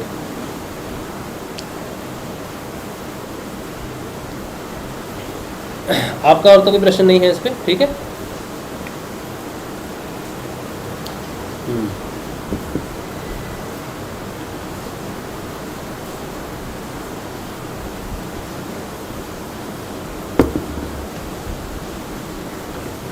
और भी बहुत सारे रहस्य हैं जानने के लिए, हम कोशिश करेंगे। आप लिखना आपको कौन सा रहस्य जानना है अध्यात्म में। तो हम मुझे सब्जेक्ट मिलता नहीं किस सब्जेक्ट पे मैं बात करूं। तो आपके जो प्रश्न होंगे वो आप लिखें। मैं तो चाहता हूँ कुछ स्पेशल वीडियोस भी बनाए जाएं और स्पेशल तरीके से बनाए जाएं, लेकिन मुझे समझ नहीं आता कि क्या टॉपिक पे बनाऊँ। सारा दिन मैं सोचता हूँ। तो अच्छा, भालचंद्र भाई कह रहे हैं सफ़ेद पत्थर दूंगा और सिर्फ उसे ही दिखाई देगा। मतलब दिखाई देगा मतलब जब आपका दिव्य रूपांतरण होगा ना, कहने का मतलब यही है कि आपका जब दिव्य रूपांतरण होगा तो आपको ही पता है क्या चीज़ है वो, आपके पास क्या चीज़ है आपको ही महसूस होगा। तो हमने उसको यही समझा है कि जब रूपांतरण हो जाएगा, जिसका रूपांतरण होगा वही समझेगा कि उसका जिस चीज़ में रूपांतरण हुआ है वो क्या चीज़ है। तो किसी दूसरे व्यक्ति को दिया नहीं जा सकता अपना रूपांतरण, तो उसे नाम जपना पड़ेगा। नाम जप के उसको अपना परिवर्तन करना पड़ेगा। गुरुदेव कहते हैं जो नाम जपेगा उसी का परिवर्तन होगा, एंट्री ट्रांसफ़र नहीं होगी। तो जहाँ तक मैं समझता हूँ दिव्य शरीर का जो परिवर्तन है, जैसे राम सिंह ने भी प्रश्न किया कि सभी का क्यों परिवर्तन नहीं हो रहा, या सभी को जागृति क्यों नहीं प्राप्त हो रही है। जैसे वो भाई तड़प रहा है, राम सिंह तड़प रहा है ना, तो मेरे अंदर जो परिवर्तन इस समय है, आपके अंदर जो परिवर्तन है, आपने ध्यान में प्रवेश किया है, मैंने किया है, राम सिंह ने नहीं किया है। तो राम सिंह तड़प रहा है, देख तो रहा है हमारी तरफ, लेकिन वो पूछ रहा है कि मेरा कब होगा, मेरा कब होगा। तो ये जो आपने जो जय पाई है, या कोई दूसरा शिष्य है जो ध्यान में प्रवेश कर गया, वही जानता है। अब जब दिव्य शरीर आएगा, जब दिव्य मन आएगा, तब आप ही जानोगे क्या चीज़ है वो। दूसरा व्यक्ति देख के तरस ही सकता है सिर्फ कि हमें कब मिलेगा, हमें कब प्राप्त होगी ये चीज़। तो जिसे प्राप्त होगी वही जानेगा। ऐसा मैं समझ सकता हूँ, ऐसा मैं समझ रहा हूँ इस संदर्भ से। बाकी हमें वो सफ़ेद पत्थर जो है उसके मार्ग में तो हम हैं, लेकिन हमारे शरीर तक अभी नहीं उतरा है वो। अभी तो मन में, मेरे तो मन में ही नहीं उतरा अभी तक। मेरा तो अभी असेंशन चल रहा है, मेरा तो डिसेंशन हुआ ही नहीं अभी। अगर आप कहेंगे मैं बोल रहा हूँ ये सारी चीज़ें तो मुझे सफ़ेद पत्थर मिला है, मुझे तो नहीं मिला सफ़ेद पत्थर अभी, ठीक है। लेकिन मैं जानता हूँ जिस पथ पर मैं हूँ, और ऋषि अरविंदो ने जो दिव्य पार्थिव अमृतत्व की कही है वो अंत में वही है। और मेरी स्थिति की अगर मैं बात करूँ तो पहले तो असेंशन जरूरी है, अभी तो असेंड हो रहा है, अभी तो हम डिसेंड हुए ही नहीं। डिसेंशन तो मुख्य परिवर्तन तो डिसेंशन ही है। असेंशन होगी, असेंशन का मतलब है प्योरिटी। प्योर हो जाने के बाद वो चीज़ को रिप्लेस कर दिया जाएगा, इम्प्योरिटी को रिप्लेस नहीं किया जाएगा। मन पूरी तरह से नीरव होना बहुत जरूरी है। जब मन पूर्ण नीरव हो जाएगा तब मन का रूपांतरण अति मन में होगा। तो मैं उस चीज़ से वाकिफ हूँ। मेरा मन अभी मैंने अभी अति मन को नहीं टच किया। मैंने योग में जरूर प्रवेश किया है, लेकिन वो अति मन वाला जो रूपांतरण है उसको मैं नहीं समझता कि मुझे अभी वो प्राप्त हुआ है।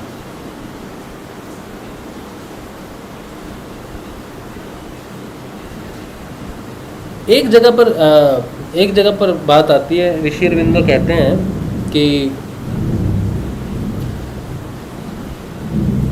24 नवंबर 1926 को अधिमानसिक देव के रूप में कृष्ण का भौतिक में अवतरण हुआ।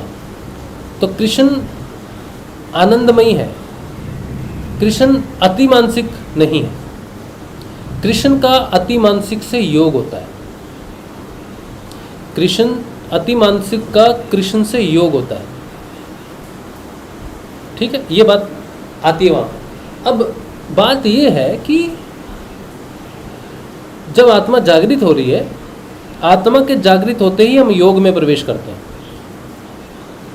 आत्मा का परमात्मा के साथ मिलन होता है। और जब आत्मा जागृत होती है, आत्मा प्रस्तुत होती है, तो भगवान श्री हरि गीता में कहते हैं कि यदा यदा ही धर्मस्य ग्लानिर्भवति भारत अभ्युत्थानम धर्मस्य तदात्मानं सृजम्। मैं अपने आप को स्वयं को सृजन करता हूँ। तो वहाँ पर गीता में जो संदर्भ है भगवान के प्रस्तुत होने का, वो द्विज में जब आत्मा जागृत होती है तब।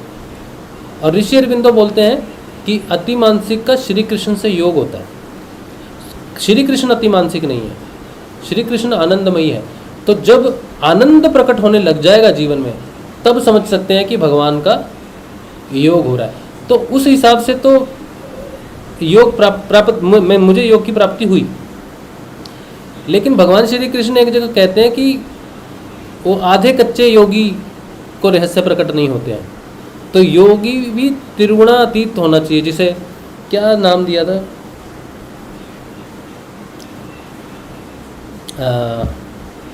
तुरिया वाली अवस्था नहीं, हम तुरिया वाली अवस्था में हैं। तुरिया अतीत अवस्था में जो गुणों से परे वाला जो योग है, वहाँ पर जो प्रस्तुति होगी या वहाँ पर जो परिवर्तन होगा, क्योंकि जब तक गुण है, जब तक गुणात्मक योग चल रहा है जिसमें हम हैं, तब तक मन की शुद्धि हुई नहीं अभी तक। जब गुणात्मक योग पूर्ण हो जाएगा, उसके बाद रूपांतरण का योग शुरू होगा। उसी रूपांतरण योग को मैंने डिसेंशन बोला है मेरे हिसाब से, गुणात्मक योग को मैंने असेंशन बोला है, और रूपांतरण योग को डिसेंशन बोला है। तो रूपांतरण वाला मार्ग नया है, अभी तक जिस मार्ग पर हम चल रहे हैं वो पुराना ही मार्ग है। ऋषि अरविंदो का मार्ग अभी शुरू नहीं हुआ, हमारे जीवन में शुरू नहीं हुआ।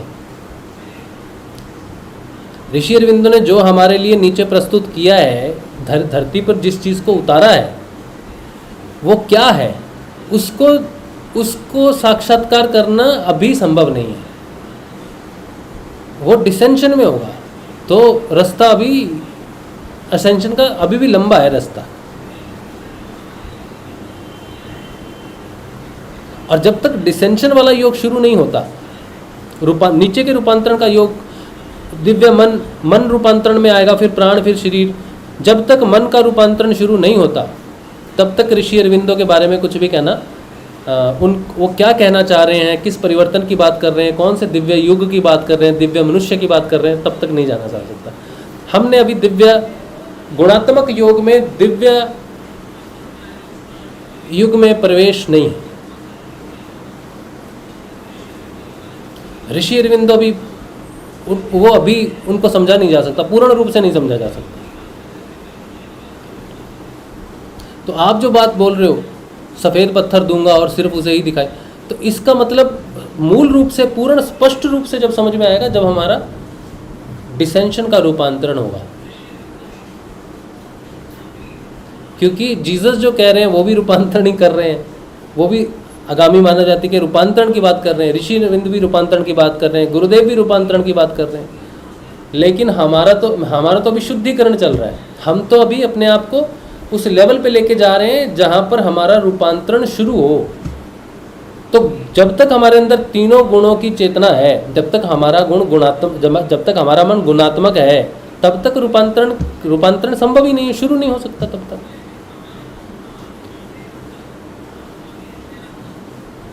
तो इसका पूर्ण रहस्य तो तभी पता चलेगा। तो और उसमें कितना समय लगेगा, इस बात का तो हम नहीं बोल सकते कुछ भी। क्योंकि जो पहले जो योग हुए, जो असेंशन का जो मार्ग है, उसे 12 वर्ष का कहा गया है। साधारण रूप में किसी साधारण व्यक्ति के लिए देखा जाए तो वो 12 वर्ष का है। तो उस हिसाब से देखें तो हमने तो अभी आधा मार्ग भी तय नहीं किया। और अगर मैं देखूं अपने योग को और अपने रूपांतरण को देखूं तो मुझे बिल्कुल सही लगता है कि मैंने आधा मार्ग तय नहीं किया अभी तक। गुणात्मक परिवर्तन का आधा मार्ग भी तय नहीं किया मैंने। और आगे आने वाले समय में और भी साधारण और भी सरल होना पड़ेगा, क्योंकि मार्ग और भी डिफिकल्ट है आगे का। तमोगुण और रजोगुण के परिवर्तन तो समझ में आते हैं, उनकी फोर्स तो समझ में आती है। लेकिन सतोगुण की तो ऐसी फोर्स है जो ठंडी ठंडी हवा की तरह होगी, जो बहुत अच्छी लगेगी। तो वो ज़्यादा डिफिकल्ट होने वाला मुझे लगता है। बाकी पता नहीं, चल रहे हैं, जितना हो रहा है उतनी बात कर रहे हैं। और आप भी हो साथ, हम भी हैं, आप भी अपना परिवर्तन बताओ। मैंने सोचा था कि जितने लोगों ने योग में प्रवेश किया है, जितने लोग योग में आए हैं, उनके साथ थोड़ा सा वार्तालाप हो चैनल पे। तो देख रहे हैं, उस चीज़ पे हम सोच रहे हैं। तो जल्दी ही जिनको योग हो गया है उनके साथ हम एक स्पेशल प्रोग्राम करेंगे। तो उसके लिए अभी ढूंढना भी होगा लोगों को। तो हम एक क्वेश्चनर बनाएंगे, एक 20 क्वेश्चन कुछ बनाएंगे, और उन क्वेश्चनों के आधार पर हम, क्योंकि अभी मैं पूछूंगा भाई कौन कौन है जो ध्यान में प्रवेश कर गया है, तो बहुत लोग बोलेंगे कि हम ध्यान में प्रवेश कर गए हैं। लेकिन ध्यान के कई स्तर हैं। जैसे मैंने कहा ना कि मैं भी खुद अभी गुणात्मक परिवर्तन वाले में हूँ। ध्यान की कई अवस्थाएं, इससे पहले क्रिया योग भी एक ध्यान है। तो इस तरह से ध्यान की कई क्षेत्र हैं। तो आत्मा का जो योग है, इंद्रियातीत तुरीयावस्था का जो योग है, उसका परिवर्तन एक अलग तरह से उसको समझ में आता है। आत्मा जागृति के बाद जो ध्यान है, जो मुख्य ध्यान है, उसके ऊपर में जब प्रश्न उत्तर होंगे तब पता चलेगा कि चेतना कितनी डेवलप हुई है। तो वो बनाएंगे, और उम्मीद है कि 7-8 साधक हों हमारे साथ जो हैं जिनको हम जानते हैं, वो योग में हों। और फिर उनके साथ हम एक एक कर प्रोग्राम करेंगे। उनसे पूछेंगे कि वो कैसे देखते हैं इन चीज़ों को, अपने रूपांतरण को कैसे देखते हैं। फिर हमें थोड़ा और आइडिया हो जाएगा।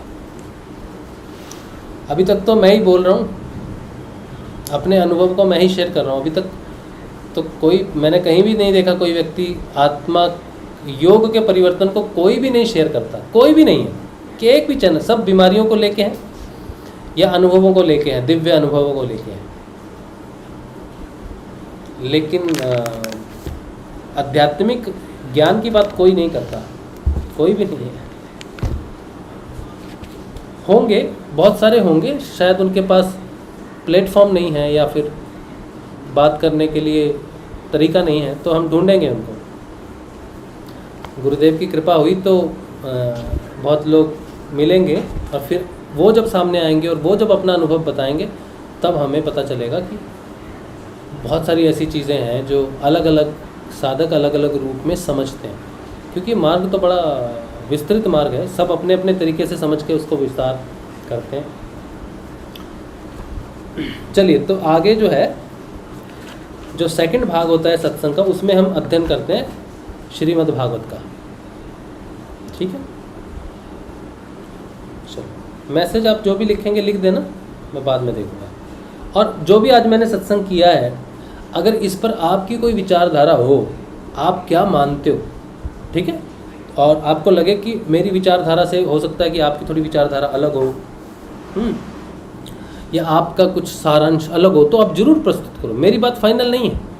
हमने तो अपने अनुसार, अपने योग के अनुसार, अपनी शिक्षा के अनुसार जो परिवर्तन हमने महसूस किया है, उसके आधार पर जितना समझ सके हमने उतना ही प्रस्तुत किया है। यह कोई फाइनल नहीं है कि यही है। आप क्या समझे हैं, हो सकता है कि उससे हम कुछ समझ पाएँ। तो आपको अगर लगेगा कि आप कुछ कह सकते हैं इस पर, या आप ईसाई हो, आप ज़्यादा जानते हो, तो आप ज़रूर लिखना और मैं आपका प्रश्न जरूर लूँगा। ठीक है, या ईसाई हो, कोई भी हो, आप अगर जानते हो इस परिवर्तन को तो ज़रूर बताना कि भाई आप जो बोल रहे हो वो वैसा है, हम जो सोचते हैं वो वैसा है, तो हमें पता चलेगा उसके बाद।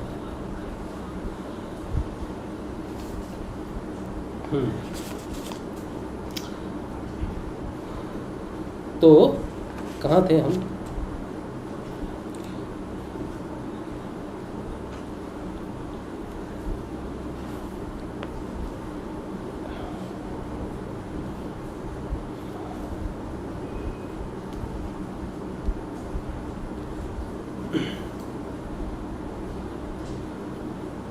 द्वितीय चैप्टर हमने पढ़ लिया था भगवान के स्थूल और सूक्ष्म रूपों की धारणा तथा क्रम मुक्ति हमने पढ़ ली थी। उसके बाद कामनाओं के अनुसार विभिन्न देवताओं की उपासना तथा भगवत भक्ति की प्राधान्य का निरूपण, ये तीसरा अध्याय है, द्वितीय स्कंध है श्रीमद् भागवत गीता शुकसुधा सागर। श्री सुखदेव जी ने कहा, परीक्षित, तुमने मुझसे जो पूछा था कि मरते समय बुद्धिमान मनुष्य को क्या करना चाहिए, उसका उत्तर मैंने तुम्हें दे दिया। जो ब्रह्म तेज का इच्छुक हो वह बृहस्पति की, अब ये अलग अलग देवताओं की भक्ति आराधना के बारे में बताया जा रहा है, लेकिन आपने इससे प्रभावित नहीं होना, ये जानकारी के लिए। आपने गुरुदेव जी का मंत्र जपना है और गुरुदेव जी का ही ध्यान करना है। ठीक है। संगीता शर्मा जी कह रहे हैं, भाई इस प्रश्न उत्तरी में हमें भी शामिल करना, मुझे इंतज़ार है, जिससे हमें हमारे बारे में भी क्लैरिटी आएगी अपनी बस। हाँ जरूर, हाँ हम सभी के लिए, सभी को देंगे प्रश्न उत्तर, सभी को देंगे। जो ब्रह्म तेज का इच्छुक हो वह बृहस्पति की, जिसे इंद्रियों की विशेष शक्ति की कामना हो। कुछ लोग बोलते हैं हमें सिद्धियाँ चाहिए, शक्तियाँ चाहिए, तो हम क्या गुरुदेव की साधना करें?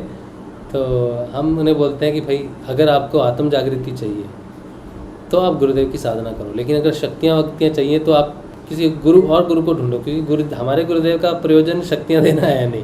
वो कहते ज़रूर है कि पतंजलि अष्टांग योग में जो जितनी सिद्धियाँ लिखी हैं वो सारी मेरे साधकों को हो रही हैं, कहते ज़रूर हैं गुरुदेव, ठीक है, लेकिन उनके लालच में नहीं पड़ना। गुरुदेव चेक करते हैं आपको सिर्फ, कहाँ गुरुदेव दाना डालते हैं चिड़िया के लिए, किस लिए आए हो। गुरुदेव कहते हैं सर दर्द के लिए आए हो ना अपने मतलब के लिए आए हो ना, तो सर दर्द भी ठीक नहीं होगा। तो गुरुदेव बहुत जगह पर दाना देते हैं, हाँ, तो सिद्धियों के लिए नहीं आना।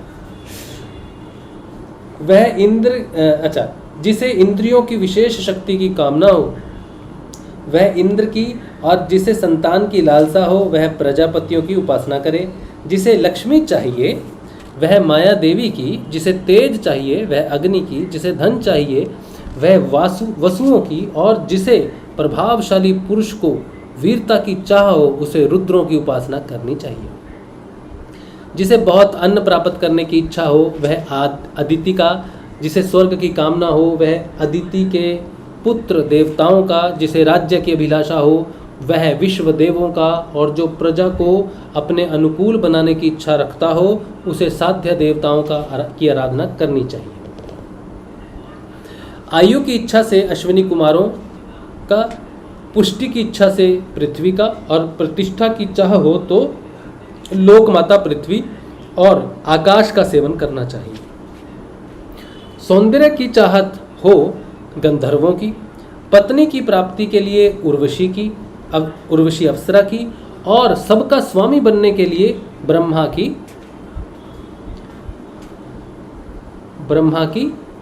एक मिनट है ना। सौंदर्य की चाह से गंधर्वों की, पत्नी की प्राप्ति के लिए उर्वशी अप्सरा की, और सबका स्वामी बनने के लिए ब्रह्मा की आराधना करनी चाहिए। जिसे यश की इच्छा हो वह यज्ञ पुरुष की, जिसे खजाने की लालसा हो वह वरुण की, विद्या प्राप्त करने की आकांक्षा हो तो भगवान शंकर की, और पति पत्नी में परस्पर प्रेम बनाए रखने के लिए पार्वती जी की उपासना करनी चाहिए। लेकिन आपको, अगर आप सिद्ध योग में हो, अगर आपके गुरुदेव रामलाल जी त्याग हैं, तो ये सारी चीज़ें आपको गुरुदेव जी के मंत्र से, उनके जप से, उनके ध्यान से अपने आप प्राप्त हो जाएंगी। क्योंकि गुरुदेव कहते हैं जो मंत्र गुरुदेव आपको देते हैं वो गुप्त मंत्र है, गुप्त मन्ना से लाया हुआ मंत्र है। वो त्रिविध तापों को शांत करता है, संपूर्ण ज्ञान विज्ञान की प्राप्ति करवाता है और मोक्ष पद दिलवाता है। ठीक है, ये जानकारी के लिए बार बार मैं कह रहा हूँ ऐसा, हम अध्ययन कर रहे हैं कि क्या लिखा हुआ है बस। फिर कहते हैं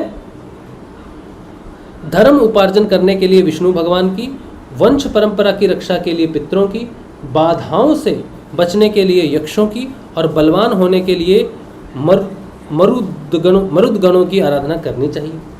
राज्य के लिए मनवंतरों की, अधिपति देवों की, अभिचार के लिए नृति की, भोगों के लिए चंद्रमा को, और निष्कामता प्राप्त करने के लिए परम पुरुष नारायण को भजना चाहिए।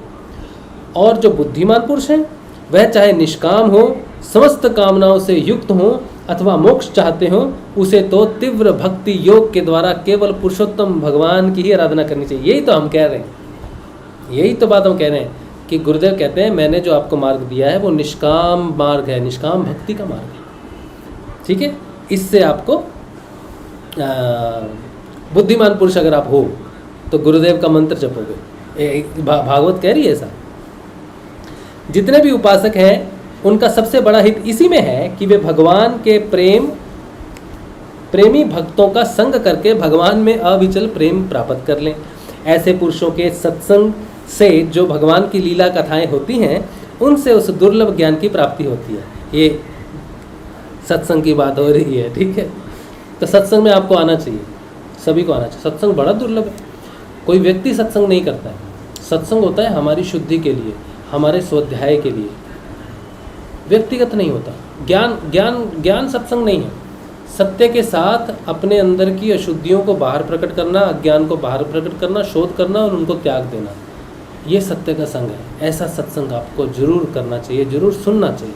और गुरु भगवान ने हमें सत्संग दिया है तो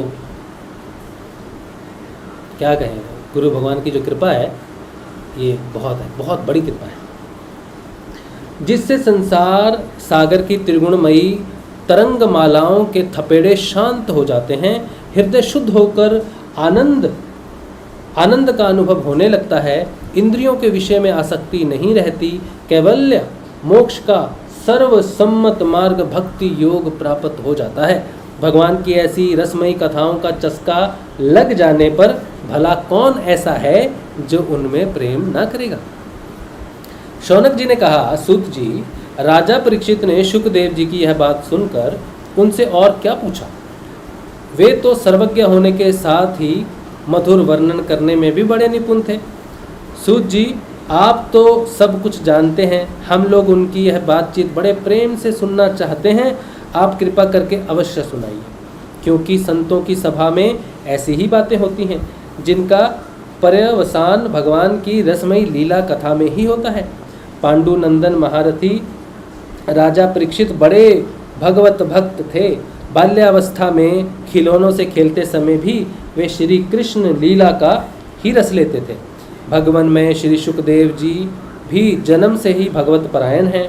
ऐसे संतों के सत्संग में भगवान के मंगलमय गुणों की दिव्य चर्चा अवश्य ही हुई होगी, जिसका समय भगवान श्री कृष्ण के गुणों के गान अथवा श्रवण में व्यतीत हो रहा है।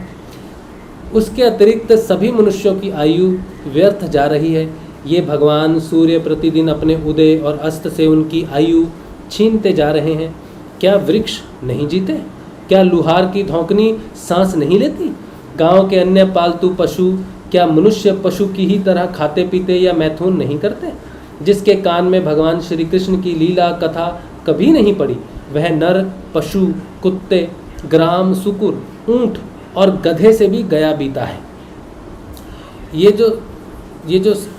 जो पुस्तक है ना, ये सत्संग का बहुत मुख्य भाग है, बहुत मुख्य भाग है। इसमें सूत जी हैं, इसमें श्री कृष्ण हैं, उनकी बातें हैं, उनका रस है। तो ये वो सत्संग है जो आपको मिस नहीं करना चाहिए, कभी नहीं मिस करना चाहिए, ज़रूर सुनना चाहिए आपको, हमेशा सुनिए, मिस मत करिए, है ना। अच्छा, सूत जी कहते हैं सूत जी प्रश्न पूछते हैं, शौनक जी कहते हैं, सूत जी, जो मनुष्य भगवान श्री कृष्ण की कथा कभी नहीं सुनता, उसके कान बिल के समान है। जो जीव भगवान की लीलाओं का गायन नहीं करती, वह मेढक की जीव के समान टर टर करने वाली है। उसका तो ना रहना ही अच्छा है। जो सिर कभी भगवान के श्री कृष्ण के चरणों में नहीं झुकता, वह रेशमी वस्त्र से सुसज्जित और मुकुट से युक्त होने पर भी बोझ मात्र ही है। जो हाथ भगवान की सेवा पूजा नहीं करते, वे सोने के कंगन से भूषित होने पर भी मुर्दे के हाथ ही हैं। जो आंखें भगवान की याद दिलाने वाली मूर्ति, तीर्थ, नदी आदि का दर्शन नहीं करती, वे मोरों की पंख में बने हुए आँखों के चिन्ह के समान निरर्थक हैं। मनुष्य के वे पैर चलने की शक्ति रखने पर भी न चलने वाले पेड़ों जैसे ही हैं, जो भगवान की लीला स्थलियों की यात्रा नहीं करते। जिस मनुष्य ने भगवत प्रेमी संतों के चरणों की धूल कभी सिर पर नहीं चढ़ाई, वह जीता हुआ भी मुर्दा है। जिस मनुष्य ने भगवान के चरणों पर चढ़ी हुई तुलसी की सुगंध लेकर उसकी सराहना नहीं की, वह श्वास लेता हुआ भी श्वास रहित शव है। सूत जी, वह हृदय नहीं लोहा है जो भगवान के मंगलमय नामों का श्रवण कीर्तन करने पर भी पिघलकर उन्हीं की ओर बह नहीं जाता। जिस समय हृदय पिघल जाता है, उस समय नेत्रों में आंसू छलकने लगते हैं और शरीर का रोम रोम खिल उठता है। प्रिय सूत जी, आपकी वाणी हमारे हृदय को मधुरता से भर देती है। इसलिए भगवान के परम भक्त आत्म विद्या विशारद श्री शुकदेव जी ने परीक्षित के सुंदर प्रश्न करने पर जो कुछ कहा, वह संवाद आप कृपा करके हम लोगों को सुनाइए। अच्छा, यहाँ पर तीसरा अध्याय खत्म होता है। उसके आगे है राजा का सृष्टि विषयक प्रश्न और शुकदेव जी का कथा आरंभ। आह, क्या बात है, कथा आरंभ होने जा रही है यहाँ पर। तो अभी कितना समय हुआ है हम ये देख लेते हैं।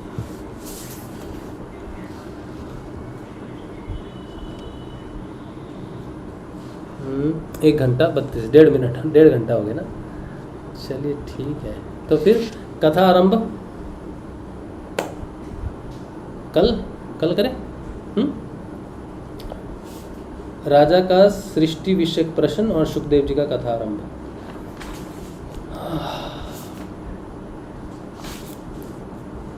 मेरा तो मन नहीं करता कि हम आगे रोके, हमेशा मन करता है कि आगे आगे बढ़ते जाएं, लेकिन क्योंकि सभी जो है ना, सभी के पास थोड़ी इंटरनेट की होती है, किसी के पास समस्या होती है, किसी के पास 2 GB 1.5 GB ऐसे करके होता है। तो उन सब के हित में यही है कि इसको इतना ही रखा जाए। कल हम चौथा अध्याय शुरू करेंगे और कल से शुकदेव जी की कथा भी प्रारंभ होती है, उसमें देखेंगे क्या आता है। ठीक है, आज का सत्संग श्री गुरुदेव के श्री चरणों में रख देते हैं। चलिए, कोई प्रश्न किसी का? कैलाश शिंदे, कुंडलिनी जागृत होने के बाद साधना नहीं करेंगे तो फिर से नीचे आकर बद होती तो नहीं? मैंने 2016 में अक्टूबर में नाम जपना और ध्यान करना छोड़ दिया था। सारी क्रियाएं बंद हो गई, लेकिन जपा जाप चल रहा था। फिर 2017 मई 11 मई रात को हमारे जीवन में कुछ ऐसी घटना घटी कि हमें वापस साधना में आना पड़ा। तो अगर आप नाम नहीं जपोगे और साधना छोड़ दोगे तो साधना वहाँ रुक जाएगी। लेकिन अगर आपके अंदर जपा जाप चल रहा है तो फिर वो जपा जाप एक ना एक दिन आपको वापस यात्रा में ले आएगा। और जब आप वापस यात्रा में आओगे और ध्यान के लिए बैठोगे तो फिर क्रियाएं शुरू होंगी, लेकिन आपको समय लग जाएगा। फिर से जिस क्रिया योग से हम एक निश्चित यात्रा को तय करते हैं और यात्रा बंद कर देते हैं, तो फिर से जब यात्रा करनी पड़ती है तो थोड़ा समय फिर से लग जाता है। ऐसा मेरे अनुभव में आया है क्रिया योग में। तो आपको नाम जपते रहना चाहिए। ध्यान अगर आप ना भी करो तो कोई बात नहीं, लेकिन नाम आपको नहीं छोड़ना चाहिए, ठीक है? नाम नहीं छोड़ना चाहिए आपको। और ए जपा जाप लगा है नहीं लगा है इसके बारे में नहीं पता चल रहा है, जिसको भी ए जपा जाप के बारे में नहीं पता चल रहा कि मुझे ए जपा जाप लगा है कि नहीं, उसे चिंता नहीं करनी चाहिए, उसे नाम जपते रहना चाहिए, नाम जपते रहना चाहिए। अगर किसी को नाद सुनाई देता है और वो कहता है कि हमें नाद सुनता है लेकिन हमें ए जपा जाप का अनुभव नहीं हो रहा है, तो भी आप नाद को ध्यान के समय और रात को सोने से पहले ज़रूर सुनो। नाद आ गया है तो नाद का अध्ययन आवश्यक है। और मंत्र आप, क्योंकि आपको ए जपा जाप फील नहीं हो रहा है तो आप उस मंत्र को जपते रहो। जिसको ए जपा जाप फील होता है, जिसे नाद बहुत स्पष्ट रूप से सुनता है, वो नाद अनुसंधान करे ध्यान के समय, रात को सोते समय और दिन में 2-3 बार, ठीक है? लेकिन फिर भी वो जो प्यास है नाम के प्रति, वो जो लगाव है, वो व्यक्ति सोचता है क्या करें, सिर्फ नाद से पेट नहीं भर रहा, तो नाम जप सकते हो, लेकिन आध्यात्मिक यात्रा में वो रुकता नहीं है। बस आध्यात्मिक यात्रा आपकी नहीं रुकती है। जब हम बीमार हो जाते हैं, जब मैं कभी बीमार हो जाता हूँ या फिर किसी ऐसी स्थिति में हूँ, तो उस समय मैं भी नाम जपता हूँ। जब मैं बीमार हो जाता हूँ तब मुझे नाम जपता हूँ। लेकिन बड़े अजीब बात है कि मैं नाम जपने से ही मैं तंद्रा में या फिर योग निद्रा में प्रवेश कर जाता हूँ। तो मेरा सिस्टम थोड़ा अलग हो गया है उस चीज़ से, लेकिन सभी वैसे नहीं है। तो आपको अपने हिसाब से यात्रा को समझना है, अपने सिस्टम को समझना है और आगे बढ़ना है, ठीक है? नाम जपने की इच्छा हो, मन हो तो ज़रूर जपना चाहिए, ठीक है? नाद आए तो नाद ज़रूर सुनना चाहिए। और जब तक ए जपा जाप महसूस नहीं होता तब तक नाम जपते रहो। और ए जपा जाप कैसे महसूस होता है? वो अंदर सुनाई नहीं देता है कि वो अंदर चल रहा है तो हमें सुनाई देगा, नहीं। ए जपा जाप अचानक से जब आप मंत्र जपने लगते हो बिना याद किए, जैसे रात को अचानक उठे, बाथरूम जाना है, पानी पीना है, उठे, आपने पानी पीना है, आपका दिमाग है कि पानी पिएंगे, लेकिन आप क्या देखते हो, उठते ही मंत्र जपना शुरू हो गया। लेकिन आपका प्रयोजन तो मंत्र जपना नहीं था, आपका तो पानी पीना था, तो अचानक से मंत्र चलने लग गया। इसी तरह से कभी डर जाते हैं, अचानक से कहीं डर गए तो वो मंत्र शुरू हो जाता है अपने आप, बिना याद किए वो मंत्र शुरू हो जाता है। जैसे वो मंत्र हमें पता है कि मंत्र हमारी रक्षा करेगा। मेरे साथ होता है, कभी हम छोटी सी बात पे, किसी बात पे कोई डर लग जाता है तो उसी समय वो मंत्र शुरू हो जाता है। मैं नहीं याद करता कि जपना है, वो शुरू हो जाता है। अनेक ऐसी चीज़ें होती हैं जब कोई और दूसरा मंत्र है, ठीक है, जब तक हम भजन करते हैं किसी मंत्र का, राम राम श्री कृष्ण राम राम, तब तक वो कोई बाधा नहीं है। लेकिन जब किसी मंत्र को देखते हैं, किसी मंत्र के स्वरूप को देखते हैं, जैसे कोई महामृत्युंजय मंत्र है, गायत्री मंत्र है, राम मंत्र है, कोई मंत्र है, किसी भी प्रकार का कोई विधि को देखते हैं, हम उसको पढ़ रहे हैं, कहीं किसी ने कुछ भेजा है, कहीं पढ़ा है, पुस्तक में लिखा है, लेकिन ए जपा जाप बड़ा पॉजेसिव होता है। वो कहता है वो उधर कहाँ देख रहा है, वो शुरू हो जाता है अंदर, गुरुदेव जी का मंत्र शुरू हो जाता है। हम बोलते हैं ठीक है, हम थोड़ी जप रहे उस मंत्र को तो ए जपा जाप से हम कहते हैं अरे हम थोड़ी जप रहे उस मंत्र को, हम थोड़ी इस तरफ जा रहे हैं, इतना पॉजेसिव। तो वो भटकने नहीं देता, ए जपा जाप कभी भटकने नहीं देता।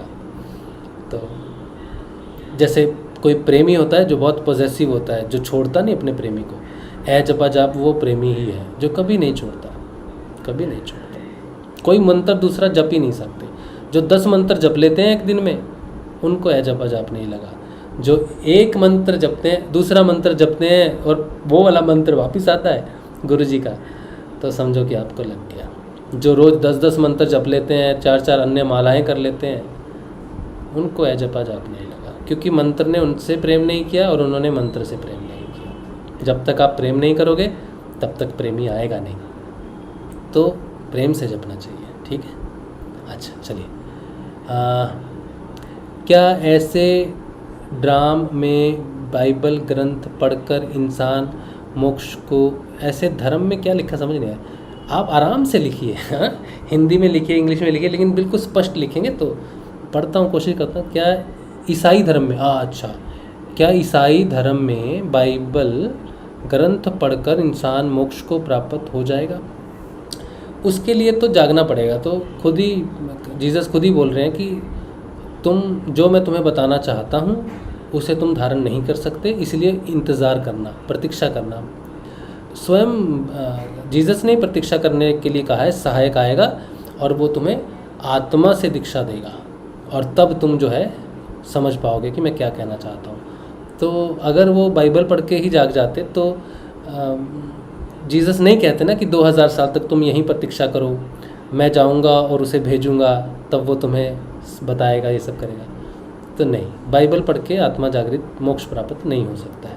ये तो स्वर्ग की बात करते हैं, अच्छे बनने की बात करते हैं ईसाई कि अच्छे बनेंगे, स्वर्ग मिलेगा, स्वर्ग में पिता बैठा है। वो तो उस तरह, वो तो स्वर्ग गुरुदेव कहते हैं ना, ये तो स्वर्गस्व पिता की बात करते हैं, स्वर्ग की बात करते हैं। हमारे यहाँ स्वर्ग नर्क नहीं, हमारे यहाँ तो मोक्ष की बात होती है, मुक्ति की बात होती है। तो गुरुदेव जब गए तो लोगों ने कहा भाई हिंदू धर्म तो क्या ही धर्म है, मुक्ति की बात ही नहीं करता। तो गुरुदेव कहते क्या बोल रहे, क्या बोल रहे, हिंदू धर्म मुक्ति की बात नहीं करता है? हिंदू धर्म ही तो कह रहे भाई दीक्षा लो, द्विज हो जाओ, मुक्ति प्राप्त करो। तुम जानते नहीं हिंदू धर्म क्या है? गुरुदेव का बड़ा आश्चर्य हुआ है। ईसाई कहते हैं हिंदू धर्म क्या ही धर्म है भाई, मुक्ति की बात नहीं करता। तुम मुक्ति की बात नहीं करते, तुम तो स्वर्ग जाने की बात करते हो, हम तो मुक्ति की बात करते हैं। तो वो लोग नहीं जानते, जान जाएंगे। हाँ, कैलाश चंद्र कह रहे क्रिया होती है, मुझे नात सुनाइया तेरा फिर कुछ महीना बाग बंद। साफ लिखना है आपने, कुछ भी लिखना है ना तो आराम से लिखिए, साफ साफ लिखिएगा तो समय नष्ट नहीं होता आपका भी मेरा भी। मुझे नाद सुनाई देता था फिर कुछ महीनों बाद बंद हो गया। कोई बात नहीं, अगर किसी को नाद सुनाई दे बंद हो जाए तो फिर से नाम जपना चाहिए, नाम जपने से वो फिर से प्रकट हो जाएगा। ठीक है, तो ना आप नाम जरूर जपो कैलाश भाई, नाम नहीं छोड़ना। ठीक है, ध्यान नहीं कर पाते कोई बात नहीं, लेकिन नाम कोई नहीं छोड़ना। ठीक है, चलिए आज का सत्संग यही रखते हैं श्री गुरुदेव के श्री चरणों में। कल मिलेंगे, हम कुछ नए रहस्य लेके कोशिश करेंगे, कोई नए रहस्य लाएं।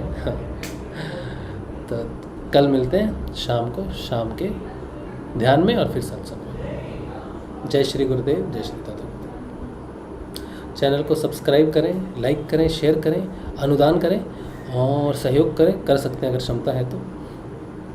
और ज्वाइन करेंगे तो भी अच्छी बात है, सहयोग करेंगे तो ज़्यादा अच्छी बात है। जय श्री